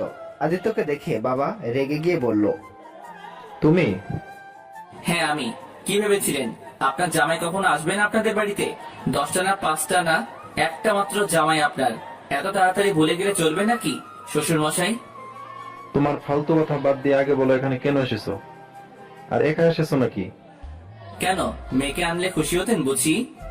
আদিত্য তার চোখের কালো চশমাটা খুলে সামনে টেবিলে রাখলো। ঠিক আছে, এখন তাহলে তোরা যা, বাকিটা আমি একাই শ্বশুর মশাইয়ের সাথে বুঝে নিব, তাই না শ্বশুর মশাই? আদিত্যের লোকেরা চলে গেল বাহিরে।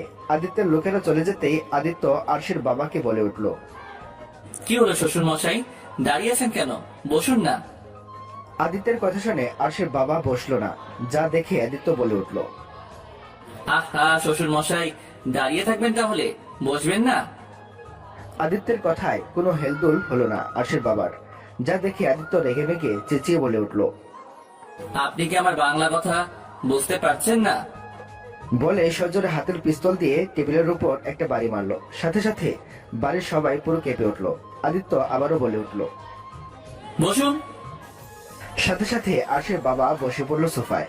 উনি বসতে আদিত্য জোরে জোরে দুবার শ্বাস ফেলে নিজের রাগকে কন্ট্রোল করে শান্ত গলায় বলে উঠল, দেখুন, এখানে আমি না কোনো ঝগড়া করতে এসেছি না কোনো ঝামেলা করতে। আমি চাই আপনাদের আর আশির মধ্যে যে ভুল বোঝাবুঝিটা হয়েছে সেটা সংশোধন করতে। তাই আমি হাত জোর করে অনুরোধ করছি, আমায় রাগাবেন না। আর কথাটাকে থ্রেট হিসেবে নিবেন না, অনুরোধ হিসেবে নিবেন। তুমি কি আমায় ভয় দেখাচ্ছ? এই যে শ্বশুর মশাই, এইমাত্র বললাম থ্রেট হিসেবে নিবেন না, তারপরও। আদিত্য কিছুক্ষণ চুপ থেকে বলল, দেখুন শ্বশুর মশাই, যেটা হয়েছে সেটার জন্য আশির কোনো দোষ নেই। যা করেছি সব আমি করেছি। তাই প্লিজ আশির উপর আর রাগ করে থাকবেন না। ও যে আপনাদের ছাড়া ভালো নেই, আমি জানি।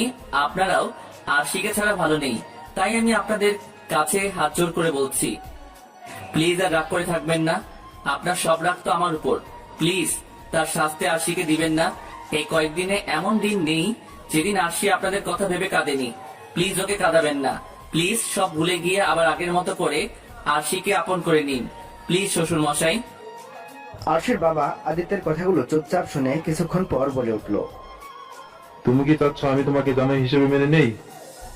আদিত্য আরশির বাবার কথা শুনে ছোট্ট একটা শ্বাস ফেলে বলে উঠল, আমি জানি আমায় আপনি কোনোদিনও মেনে নিবেন না, কারণ আমার কাজের জন্য। আমার কাজ সম্পর্কে এতটুকু বলবো, আমি যেটা করি সেটা লোকেদের ভালোর জন্য। যারা গরিবদের টাকা ক্ষমতার জোরে কেড়ে নেয় তাদের আমি শাস্তি দেই। আর এটা যদি অপরাধ হয় তাহলে আমি অপরাধী। আপনাকে আমায় মেনে নিতে হবে না শ্বশুর মশাই, আশিকে মেনে নিলেই হবে। তবে মেনে নিবেন মানে এটা নয় যে আমায় ছেড়ে দিয়ে। এতটুকু বলে থামলো আদিত্য। তারপর আবারও বলে উঠল, ছোটবেলা থেকেই আমি একা বেঁচে আছি, কখনো বাবা মার ভালোবাসা পাইনি। আর না পেয়েছি কোনোদিন ভাই বোনের ভালোবাসা। এই ভালোবাসার অভাবে এমন হয়ে গেছি আমি। তারপর হঠাৎ আরশি আসলো, আমায় ভালোবাসলো। তখন বুঝলাম ভালোবাসার আসল মানে, কিন্তু যতক্ষণ বুঝতে পেরেছি ততক্ষণে দেরি হয়ে গেছে, তাই এমনটা করতে হলো। সত্যি বলতে মা বাবার ভালোবাসা তো আমারও খুব পেতে ইচ্ছে হয় শ্বশুর মশাই, কিন্তু কি করার, ভাগ্যে নেই আমার। তাই আমি চাই না আমার জন্য কেউ বাবা মার ভালোবাসা থেকে বঞ্চিত হোক। তাই অনুরোধ শ্বশুর মশাই, আর আরশিকে কষ্ট দিয়েন না। এই বলে আদিত্য থেমে গেল। হয়তো আর কিছুক্ষণ কথা বললেই তার চোখ ভেসে আসতো। এদিকে দূর থেকে আরশির মা আদিত্যের কথা শুনে ওনার খারাপ লাগলো। ছোটবেলা থেকে ছেলেটা বাবা মার জন্য কষ্ট পাচ্ছে, আরশির কথা ভেবেও কষ্ট পাচ্ছে সে। এদিকে আরশির বাবা চুপ করে বসে আছে, কিছু বলছে না। এমনটা নয় যে সে আরশির জন্য কষ্ট পাচ্ছে না, আরশিকে তো ভালোবাসে খুব, কিন্তু তার এই চাপা কষ্ট কাউকে বুঝতে দেয়নি আরশির বাবা। বেশ কিছুক্ষণ পর আদিত্য বলে উঠলো, কি হলো শ্বশুর মশাই, কিছু বলবেন না? আদিত্যের কথায় আরশির বাবা তার ভাবনা থেকে বেরিয়ে আসলো। তারপর বলে উঠলো, তোমার বলা শেষ হয়েছে? তাহলে তুমি এখন আসতে পারো। এতক্ষণ পর আরশির বাবার মুখে এমন কথায় হা হয়ে গেল আদিত্য। তারপর বলে উঠলো, প্লিজ শ্বশুর মশাই। তোমার আর কোনো কথা শুনতে চাই না। এই বলে আরশির বাবা সোফা থেকে উঠে সোজা উপরে চলে গেল। এদিকে আদিত্য মাথা নিচু করে বসে রইল সোফায়। এমন সময় আদিত্যের সামনে এসে বসলো আরশির আম্মু। আদিত্যের মাথায় হাত দিয়ে বলল, চিন্তা করো না মা, সব ঠিক হয়ে যাবে। কেমন আছে আমার মেয়েটা? আপনাদের ছাড়া ভালো নেই শাশুড়ি মা। বিনিময়ে আরশির মা কিছু বলল না। আদিত্য আর কিছু না বলে চুপচাপ বেরিয়ে আসলো বাড়ি থেকে। গাড়িতে ঢুকতে গিয়ে আরেকবার পিছনে ঘুরে আরশির বাড়ির দিকে তাকিয়ে চলে গেল সে মন খারাপ করে। তারপর গাড়ি করে চলে গেল আদিত্য। কলিং বেল বাজতেই গিয়ে দরজা খুলে দিল আরশি। সামনের ব্যক্তিদের দেখে চোখ বড় বড় হয়ে গেল আরশির। আরশি অবাক চোখে তাকিয়ে আছে মানুষগুলোর দিকে, কারণ বাহিরে আরশির মা বাবা আর ছোট ভাই দাঁড়িয়ে আছে। তাদের দেখে আরশি কি করবে বুঝতে পারছে না। আরশি অবাক চোখে তাকিয়ে আছে। এমন সময় আরশির আব্বু বলে উঠলো, কি রে, আমাদের ভিতরে আসতে বলবি না নাকি বাইরে দাঁড়িয়ে থাকবো? সঙ্গে সঙ্গে আরশি দৌড়ে গিয়ে তার আব্বু আম্মুকে জড়িয়ে ধরে কেঁদে দিল। আরশির কান্না দেখে আব্বু মাথায় হাত দিয়ে বলল, আরে পাগলি মেয়ে, আর কাদা লাগবে না, আমরা তো চলে এসেছি। আব্বু আম্মু, তোমরা আমায় ক্ষমা করে দিয়েছো। সব কথা কি বাইরে বসে বলবো? এই যা দেখেছো, আমি একদম ভুলে গিয়েছি। এসো মা বাবার রোহান ভেতরে এসো। তারপর তারা তিনজনেই ভেতরে এসে বসলো। আরশি তাদের সোফায় বসতে দিয়ে বলে উঠলো, তোমরা বসো, আমি এক্ষুনি আসছি। কই যাস? একটু বসো, আমি এক্ষুনি আসছি। এই বলে আরশি খুশি হয়ে সোজা উপরে চলে গেল। তারপর রুমে ঢুকে ফোনটা হাতে নিয়ে সোজা আদিত্যের কাছে ফোন দিল। প্রথম কলে আদিত্য ফোন তুলে নিল। তারপর আরশি বলে উঠলো, তুমি কোথায় আদিত্য? আমি অফিসে। ও, একটু তাড়াতাড়ি বাসায় আসতে পারবে প্লিজ? একটু এমার্জেন্সি আছে। কি হয়েছে, সব ঠিক আছে তো? তোমার শরীর ঠিক আছে? সব ঠিক আছে, তুমি বাসায় চলে আসো প্লিজ। আচ্ছা দেখছি। ঠিক আছে, তাড়াতাড়ি আসবে কিন্তু। বলেই ফোনটা কেটে দিল আদিত্য। তারপর আরশিও খুশি হয়ে নিচে গেল। নিচে এসে, তুমি কি খাবে বলো, আমি নিজ হাতে রান্না করে খাওয়াবো তোমাদের। এখন কিছু লাগবে না, জামাই আসুক, আমরা একসাথে খাবো। বাবার কথা শুনে আরশি রীতিমতো অবাক হলো। আরশি নিশ্চুপ ভাবে গিয়ে বসে পড়লো নিচে। তারপর আব্বুর হাত ধরে বলে উঠলো, তুমি আমাদের মেনে নিয়েছো? তবে আমার একটা শর্ত আছে। কি শর্ত বাবা? সেটা আদিত্য আসলে বলবো। ঠিক আছে বাবা, তোমরা বসো, আমি তোমাদের জন্য চা বা কফি নিয়ে আসি। ঠিক আছে। তারপর আরশি উঠে চলে আসলো রান্নাঘরে। আরশির পিছন পিছন আরশির আম্মু চলে আসলো। আম্মুকে দেখে আরশি জড়িয়ে ধরে বলে উঠলো, সরি আম্মু। ঠিক আছে, এখন বলতো এখানে কেমন আছিস তুই? আম্মু, আগে যেমন ছিলাম এখন তার চেয়েও খুব বেশি ভালো আছি। তোমরা যে চলে এসছো, একটা কথা বলবো মা? বল। হঠাৎ করে তোমরা এইভাবে এখানে কেন, তুই জানিস না? কি জানবো? কেন, আদিত্য তো সকালে গিয়েছিল আমাদের বাড়িতে। তারপর আম্মু সব বলতে শুরু করলো। আদিত্য বাড়িতে যাওয়া থেকে শুরু করে ফেরত আসা পর্যন্ত সবকিছু। সব শুনে আরশি কি রিয়াকশন দিবে ভুলে গেছে। কয়েক ঘন্টা পর কলিং বেল টিপ দিতেই দৌড়ে গিয়ে দরজা খুলে দিল আরশি। আদিত্য আরশিকে দেখে বলে উঠল, বলো কি হয়েছে?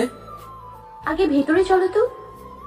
এমন সময় সোফায় বসে চা খাচ্ছিল আরশির বাবা মা আর রোহান। তাদের দেখে রীতিমতো আদিত্য অবাক। আদিত্যের এমন চাহনি দেখে আব্বু বলে উঠল, কেমন দিলাম জামাই? জামাই শব্দটা শুনে আদিত্য আরো অবাক হলো। তার মানে আমরা শুধু আমার মেয়েকে নয়, তোমাকেও মেনে নিয়েছি। আদিত্য খুশি হয়ে আব্বুকে জড়িয়ে ধরলো, তারপর বলে উঠল, আমি ভাবতেই পারিনি শ্বশুর মশাই আপনি আমাকেও মেনে নেবেন। মেনে তো নিয়েছি, তবে আমার একটা শর্ত আছে। বলুন না। যেহেতু তোমাদের বিয়েটা হুট করে হয়েছে, তাই আমি চাচ্ছি ছোট একটা পার্টি দেব তোমাদের নামে। ও এই ব্যাপার, আমার কোনো আপত্তি নেই শ্বশুর মশাই। তারপর পুরো দুপুরটাই হাসি খুশি ভাবে চলে গেল। এত সহজে সবটা হয়ে যাবে আরশি ভাবতেই পারেনি। রাত 9টা। ডাইনিং টেবিলে বসে আছে আরশির বাবা, আদিত্য, রোহান সহ আরশি সবাই। প্রথমে আরশির বাবা, তার পাশে আদিত্য, আদিত্যের পাশে আরশি, তারপর মাঝখানে আরশির আম্মু আর ওপাশে রোহান। আজকে আরশি আর তার আম্মু মিলে রান্না করেছে। আজকে সবাই খুব খুশি, তাই আজ রাতে আম্মু আমাকে আর রুহানকে খাইয়ে দেবে। অনেক দিন হয়ে গেছে মা ভাত খাইয়ে দেয়নি। প্রথম লোকমা ভাত আমার মুখে তুলে দিল, আমিও খুশি হয়ে খাবার নিয়ে নিলাম। তারপর রুহানকেও দিল। এইদিকে আমাদের কাছে আদিত্য আম্মুর মুখের দিকে তাকিয়ে রইল। তার কাছেও ভালো লাগছে। তারও একটা ফ্যামিলি আছে, মা আছে, বাবা আছে, ভাইয়ের মতো শালা আছে। এসব ভেবে মুচকি হাসলো আদিত্য।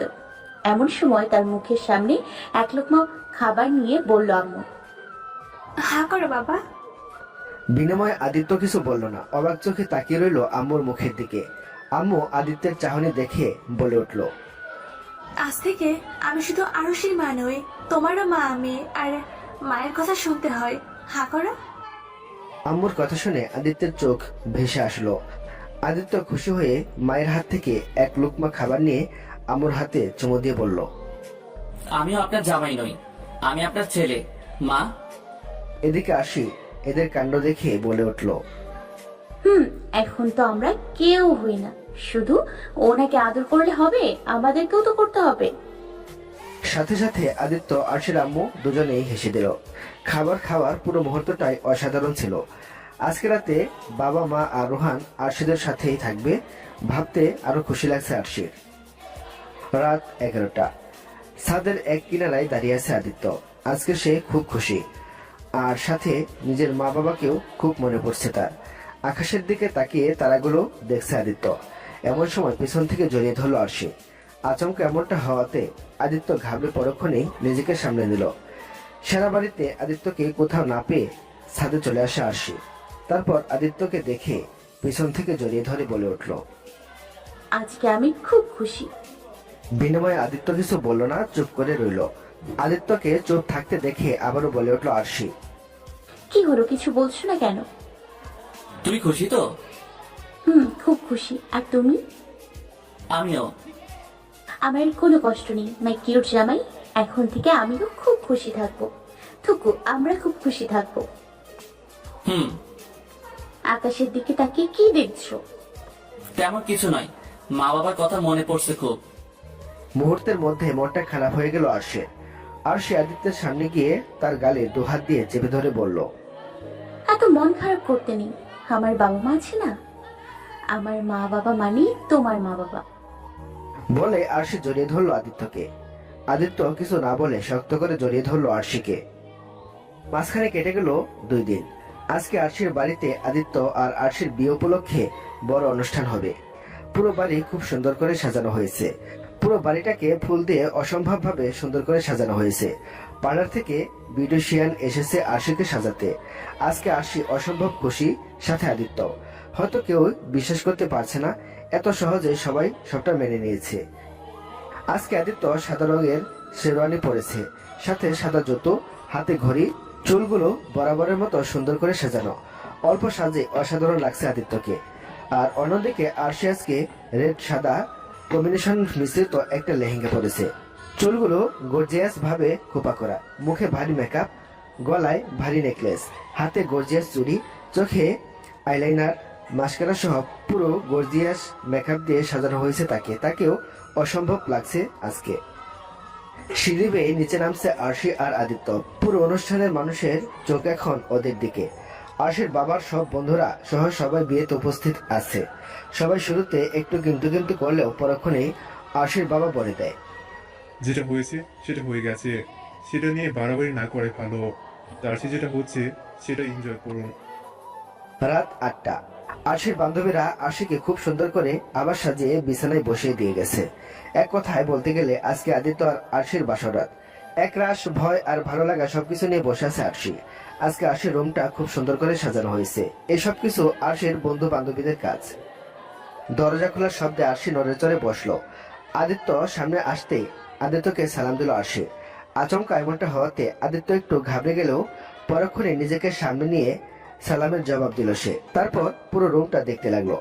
আরশির রুমটা এত সুন্দর করে সাজানো হয়েছে সেটা আদিত্য জানতো না। এই জন্য তখন আরশির বান্ধবী হাসতে হাসতে বলেছিল, শুভরাত্রি দুলাভাই। আদিত্য হাসলো। তারপর আরশির সামনে বসে আরশির মাথার ঘুমটা খুলে দিয়ে বলল, আজকে আমার মায়াবতীকে অসম্ভব সুন্দর লাগছিল। তার মানে এখন ভালো লাগছে না? সেটা কখন বললাম? এই মাত্রই তো বললে তার অনুষ্ঠানে আমার বান্ধবীদের সাথে এত গা ঘেঁষে ছবি তোলার কি ছিল? ও এই জন্য মহারানী রেগে বোম হয়ে আছে? তবে যাই বলো, তোমার বান্ধবীরা কিন্তু খুব সুন্দর। সাথে সাথে আরশি রেগে মেগে বিছানার উপর দাঁড়িয়ে বলল, কি বললে তুমি? এটা কি করছো?